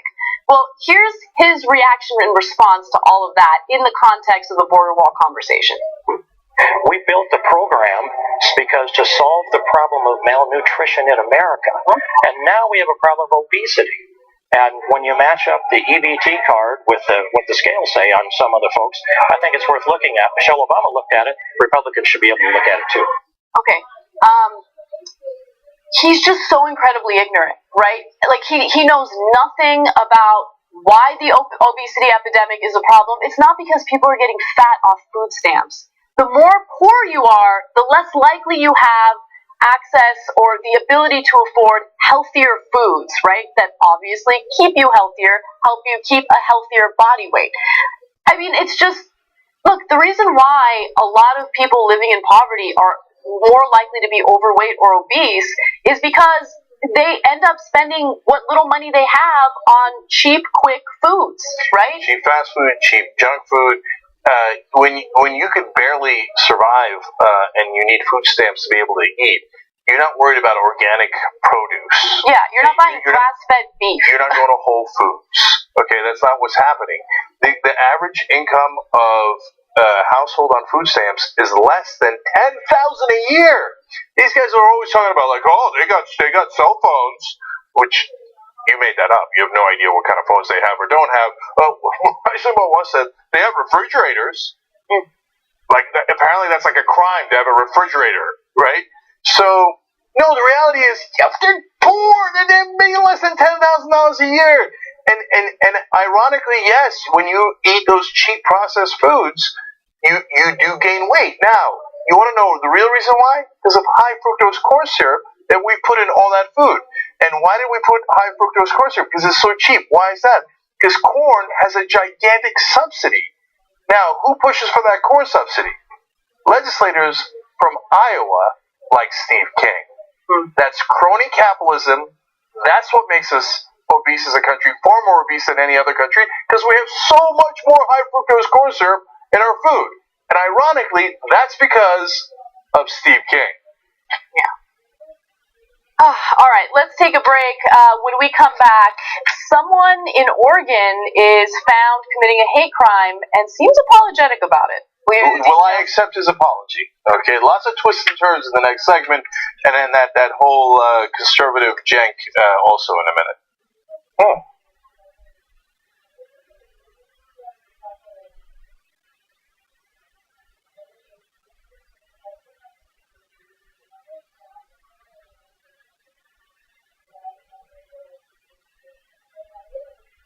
I'm Hassan Piker. Don't forget to follow me on Instagram at Hassan D. Piker and on Twitter at Hassan the Hun. And this has been The Breakdown.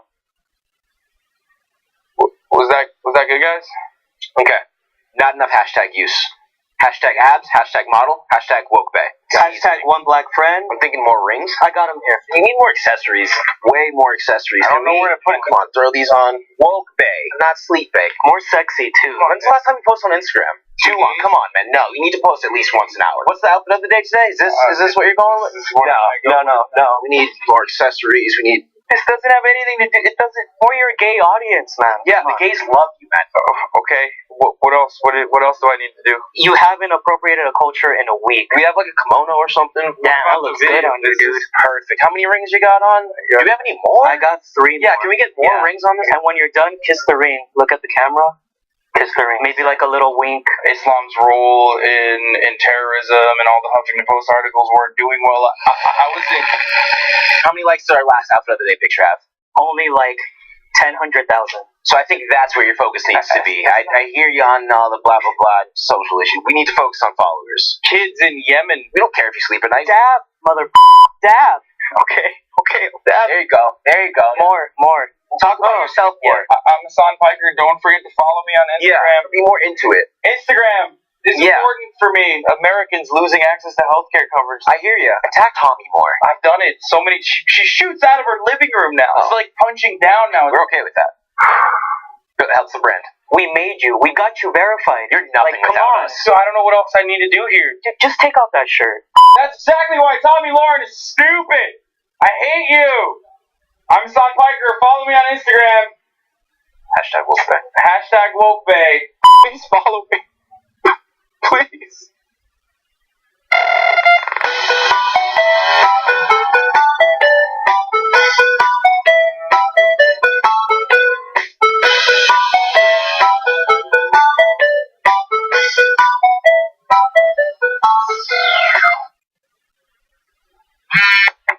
Hey, Jack, what's up? And I want to do a YouTube live clip, but not live. Go.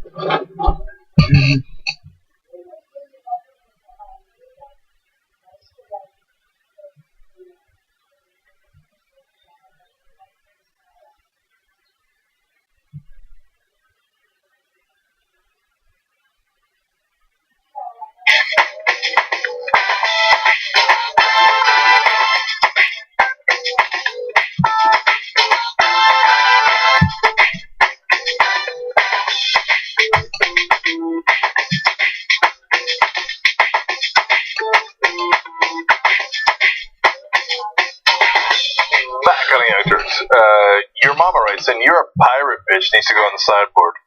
Too late. You're a pirate bitch. And let's say this is underestimated. You're a bitch. Yeah. That'll go in the Ted Cruz clip one day. Okay. Anyway, Daniel Pareja writes in, "You can't allow sleeveless dresses in Congress when Mike Pence visits without his wife. You'll be too tempted to stare." Oh, speaking of which, Mike Pence. You're a bitch. I can't go to a dinner without my wife? Alright, anyway, okay. You guys are way too judgy on that. No, it's true.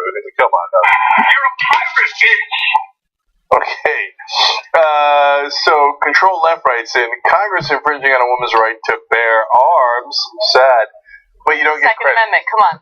I know, but you don't get credit for that, Control Left, because that was our graphic the other day when we covered it. So, anyways, okay, guys, two things real quick. One is Politicon. Anna's debating Ann Coulter. I will be debating Ben Shapiro, and Haas is debating a guy. I think his name is Kirk, James T. Kirk. I think James Tiberius Kirk. No. Kirk is in the name. Kirk is in the name. Yeah. Okay, Woke Bay versus Sleepy Bay. And we're also doing a bunch of panels. The Democrats have the right strategy. I'm on that panel. Ooh. Along with some establishment folks. Ooh. And a Bernie Sanders verse. So Simone Sanders, if you remember her from the Bernie campaign. So that's going to be a badass panel. And that's a little bit of, wow, what's it on? Okay. So I'm getting tweets from people who are like, Ann Coulter is going to annihilate Anna. And I'm just praying that she's also underestimating me. Yeah. So let's underestimate me, please. Yeah. So I've been told that I shouldn't bother to show up. Anyways, if you want to show up, it's in Pasadena. So politicon.com/TYT. Politicon.com/TYT to get tickets. And we got Aggressive Progressive tonight. So for all you members out there, look, if you always want to watch Aggressive Progressive, but you can only watch the first live free one at 9 o'clock Eastern on Thursdays, well, good news for you. Sign up for membership. It's free this month. So go to tytnetwork.com/join and then put in the promo code FREETYT. Not only can you get this week's Aggressive Progressive show, the whole show, you can go back in the archives and watch the other ones. So you're crazy if you don't take this off. Excuse me. For a whole $0.00. Okay, what's next, Dan? All right. A man in Portland, Oregon was arrested and charged with a hate crime. His name is Frederick Nolan Sorrell, and he allegedly harassed a Muslim couple from his car for more than 20 blocks, during which time he allegedly made multiple attempts to strike the victim's vehicle. He also made pointing hand gestures that were said to be resembling pulling the trigger of a gun, and shouted things like, "Take off your effing burqa, this is America, and go back to your effing country." Excuse me. Now, he did get arrested, and there was a local news station, KGW, it's a TV station in Portland, that caught up with him right after his arraignment and asked him a few questions, and he seems somewhat remorseful. Take a look. I never tried to run into them. I was just going to work. I never tried to follow them. I never tried to make contact with them after the fact. I shouldn't be laughing. I'm sorry. No. Sorry. There's no way. That was way too funny. So, look, I think his apology was heartfelt because of some other quotes that but I'm so glad that that station, we'll put the link up to their whole report in the description box, caught up with him, because that shit was funny. It was funny. It was funny. And I'll tell you why. Because at the moment, he's a tough guy, okay? Like, you're Berkeley, can you go to your country? And then when he realizes, running them off the road is illegal and I might go to jail, so the next time somebody's a tough guy, remember that face. So he contradicted himself while he was talking to the television station, because in that video, obviously he's kind of denying guilt. However, he later on said this: "I guess my fear and paranoia, I just yelled out, I don't go on social media looking to hate on people. I guess my ignorance and my stupidity is why I opened my mouth, and I shouldn't have, and I claim full responsibility. So that's a great apology. Yeah, it is. And see, so he's not rich. Some PR person didn't write that apology for him. That was real. So maybe I'm wrong, and maybe I'm getting suckered by it, and then as soon as if he doesn't get jail time, he's back out to yelling at Muslims or whatever. But that to me felt like, man, that was so stupid, and I am beginning to realize why that was so ignorant. Mm-hmm. I feel like maybe through this experience, we don't know enough, but that apology and all the other things I read about him made me believe that maybe this experience made him realize, oh, right, they're Americans like everybody else. That was so stupid of me. Why did I get wrapped up in that moment of hatred? But look, in Oregon, and of course everywhere, but you got to take it super seriously. He did that just a couple of days after that guy stabbed a couple of people for defending Muslims. Yes, a man on public transportation stabbed and killed 2 individuals that were speaking up and protecting a Muslim woman on the train. So, yeah. That was a really dumb thing for Sorrell to do, and look, I'm glad he's remorseful, and I feel a little bad laughing at the fact that he was crying like that, but I mean... Yeah, that's to me that's good enough justice because he's got to live with that. And he said, "I'm sorry I blurted out what I blurted out. My paranoia, my fear." And so that to me seems like a real recognition of what he was doing wrong. Now I'm not the judge and jury in Oregon, and they'll decide what to do with him. And it is pretty serious if he was trying to run him off the road, and that could have a lot of consequences. But I'm giving him the benefit of the doubt. I think he learned from it, and if we all have conversations around these things and we all learn from it, and as a country we grow from it, that's not such a bad thing. Did he learn from it? I'm giving him the benefit of the doubt. Yeah, I might be wrong, but that's the sense I got. Like for him, that's one of the things. Like I hear your apology was sincere. He has to tell people what he learned in order for me to believe that he learned. People don't understand what it is. Yeah, it was my fear and paranoia, and now I believe where I feel this. It's like you learn all this stuff when your kid is 5 years old and goes to school and they have like conflict issues and they go, okay, I'm sorry. You can't just say I'm sorry. What are you sorry for? What'd you do? What are you gonna do next time? Just give me those 3 things. Treat you like a 5-year-old since you're gonna act like a 5-year-old crying like that. So tell me, what'd you do wrong? What caused you to do it? And what's gonna make you not do that anymore? How did those people feel? He hasn't mentioned yet how he made those people feel. Were they crying? Were they afraid for their lives? I don't know. I don't really give a shit because I was just have my fear and paranoia. Is your fear and paranoia still there? Is it gone yet? Because it's gonna flame back up again. Maybe when you have a drink, like Shia LaBeouf. So we don't know. It's too hard to tell. But boy, wouldn't it be fun if we were actually the jury? All right, we gotta move on to the next story. Okay, no, skateboarders. We're not gonna have enough time for. No, I want to do it afterwards. Let's do no. We'll have time. We'll have time. What do you mean? Let's not ramble. Okay, all right, go ahead. Okay, let's do it. Skateboarders got together for an informal competition recently, and this took place at Dolores Park.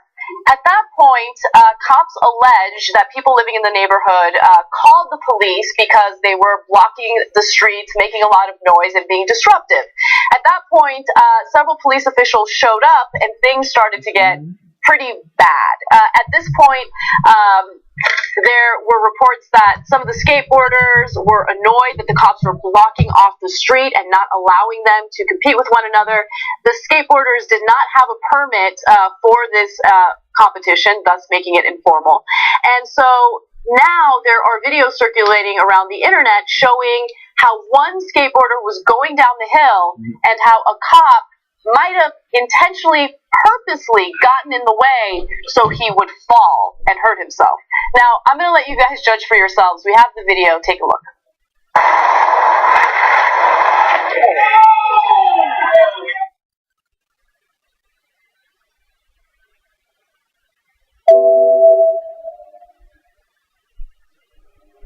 Okay, so one part of the story I think is, it's too much to say obvious, so there's 2 parts. The kids are trying to ride through these cop cars that have blocked the street because they can't get them off the street, so they're trying to block the street so they won't keep skating. 3 skateboarders have already gone through that little hole between the cars. Everybody's having fun. They're like, yeah, and then they're all trying to defy the cops by going through there. So this cop gets in the middle of that, And in that video, you can see he throws a shoulder, right? That's my assessment. We'll see what you guys think. And don't throw a shoulder at the kid because he's going to go flying like he did. He could have gotten really, really, really hurt. As it was, he was pretty hurt.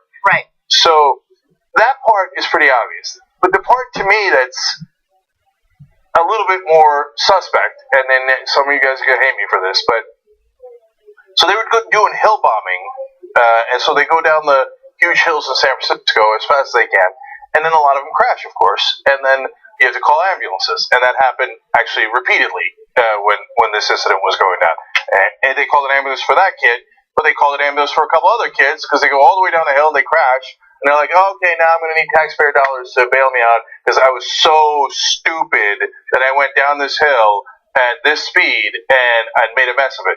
And so, look, am I the kind of guy who wants to overregulate skateboarders? No, they showed up without permits. Dude, skateboarders aren't going to get permits. I'm fine. Of course, that's totally fine, right? And I'm trying not to be too much of a grandpa, but on the other hand, skateboarders are sometimes total dicks. So they jump in front of your car, and then they look at you like, ha, ha, ha, ha, ha, until somebody runs you over, and then it's not ha, ha, ha anymore. So, and then what do? Then they go from like ha ha ha to oh my god, I can't believe you did that. Yeah. Okay. You know what really grinds my gears? Those skateboarders and those cyclists. Yes. Drop it.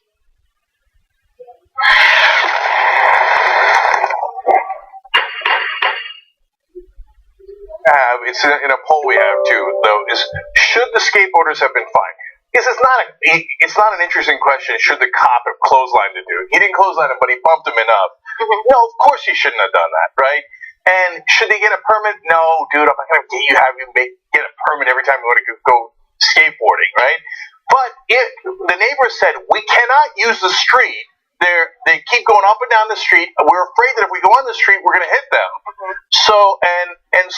And they were going for hours and hours and hours. Can you guys help us?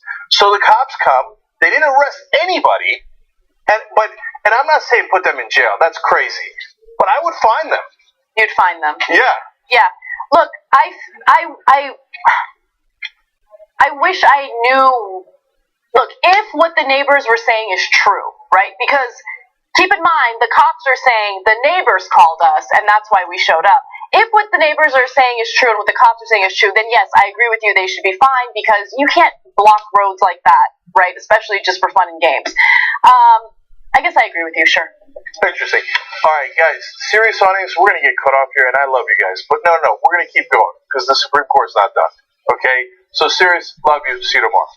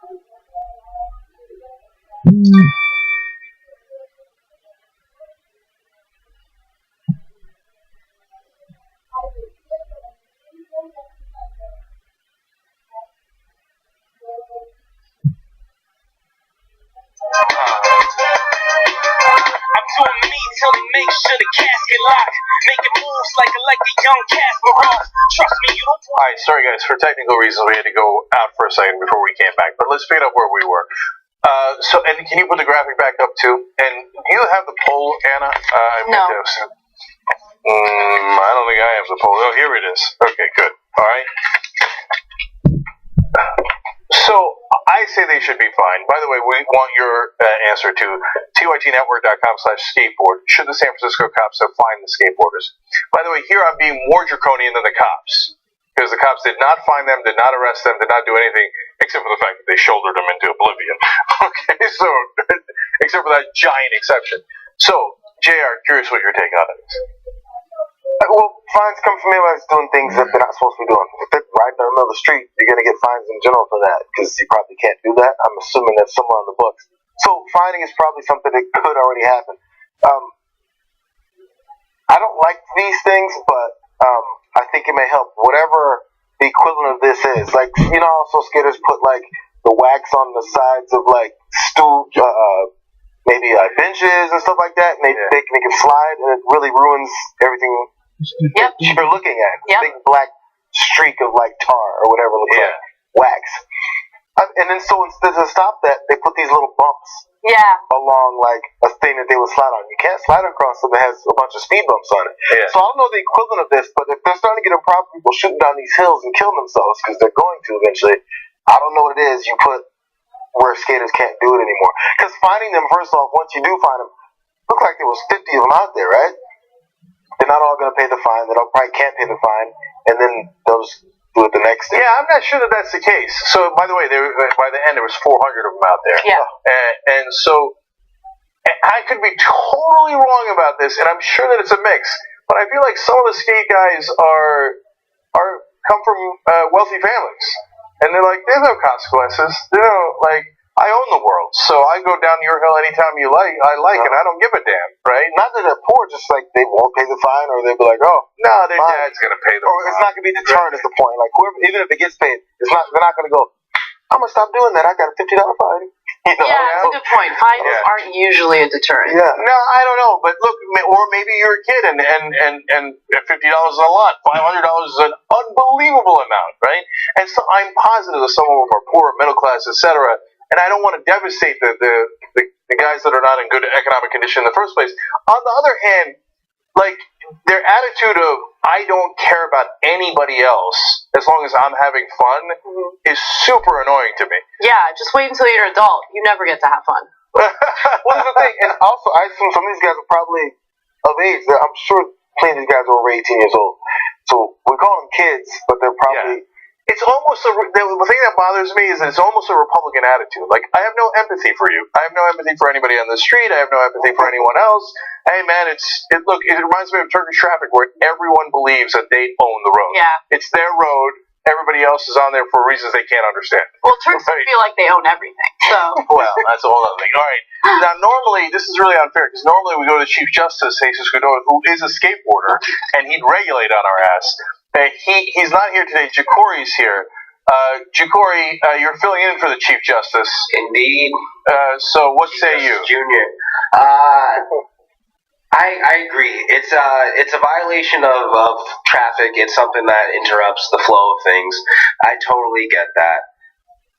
You don't throw people into cars, man. Come on. You're there to protect safety. JR brought up a really good point of the speed bumps. That's something that you could install because it's jump the bumps. That's not at those speeds. That's not something you can really just jump over. And I think that would just cause general safety overall. Because I agree, the fines. You can fine how many max before the rest of them get away, and then they're back the next day. That's going to deter 1-2 of them of all economic standings all over the spectrum. You know, it's just not going to stop that real problem. Yeah, you bring up an interesting point. Both of you guys do that. Makes me reconsider a little bit. Because in order to give somebody a fine, you have to get them to stop for a second and write out the fine, and they're not going to stop, and they're going to chase them down, and then there's going to be beatings. Just keep it real, and somebody's going to get their skateboard broken over their heads. So, anyway, nonetheless. This is a war that's been going on for about, Forever. 60 years now, at least, since skateboards were first invented. It's not something that's ever going to go away. You live in San Francisco with huge hills. It's kind of something you have to look out for. There are plenty of look out for kids signs. Kids kind of make idiotic moves sometimes. You got to be aware of when you're operating a vehicle that can take out a pedestrian. You live in a hilly city. There are going to be people on skateboards. There are going to be people on bikes. I always say that I do BMX, and it's a similar hobby. I always say that I'm safer on my bike than say a 40-year-old woman that just got a new bike and is riding for the first time. There are all sorts of people over the road with all different abilities of riding, and they're honestly people that are a danger to themselves already. That's kind of a risk of being on the road. Everyone's all over the spectrum of ability. So it's drive safely, drive defensively, and look out for pedestrians. Yeah, these are reasonable points. I'm still voting for a fine. No, because there's got to be some consequence. If there's no consequence at all, they're like, okay, screw you, I can do whatever I want. By the way, the pendulum has swung too far. In the past, there'd be draconian punishments on skateboarding. This skateboarding is not allowed anywhere. We hate you skateboarders. It's like, calm down, dude. Let them skateboard in the park and have some fun, and it's okay. And they do that crazy stuff that I'd never do, and they break their ankles, and that's a sad day for them. I'm just saying that once you're like endangering other people, yes, I find you. Did anyone else get hurt, or is it just the skaters that are falling off their boards off these hills? No, only in this particular case, as far as we know, only the skaters got hurt. But imagine if there was if the neighbors were like, okay, then screw it, I'm driving on the street. Then a lot of people could have gotten hurt. So, okay, I'm voting yes on a fine. What do you vote? Sure. I mean, I don't know if it's going to work, but sure. Okay, we got 2 votes. What do you, JR? No. No. Ja'Cory? I'm voting no. All right, 2-2, jury of your peers. So that goes to you guys. You'll be the tiebreakers. Should San Francisco cops have fined the skateboarders? TYTnetwork.com/skateboard. Okay, you will be the ultimate judge of this. And for the last time, because I know that you guys are all going to yell at me for the wrong things, the cops should not have put a shoulder into that kid. Okay. All right, guys. Much love. We do have post game for you guys, and then aggressive progressive. Bye bye.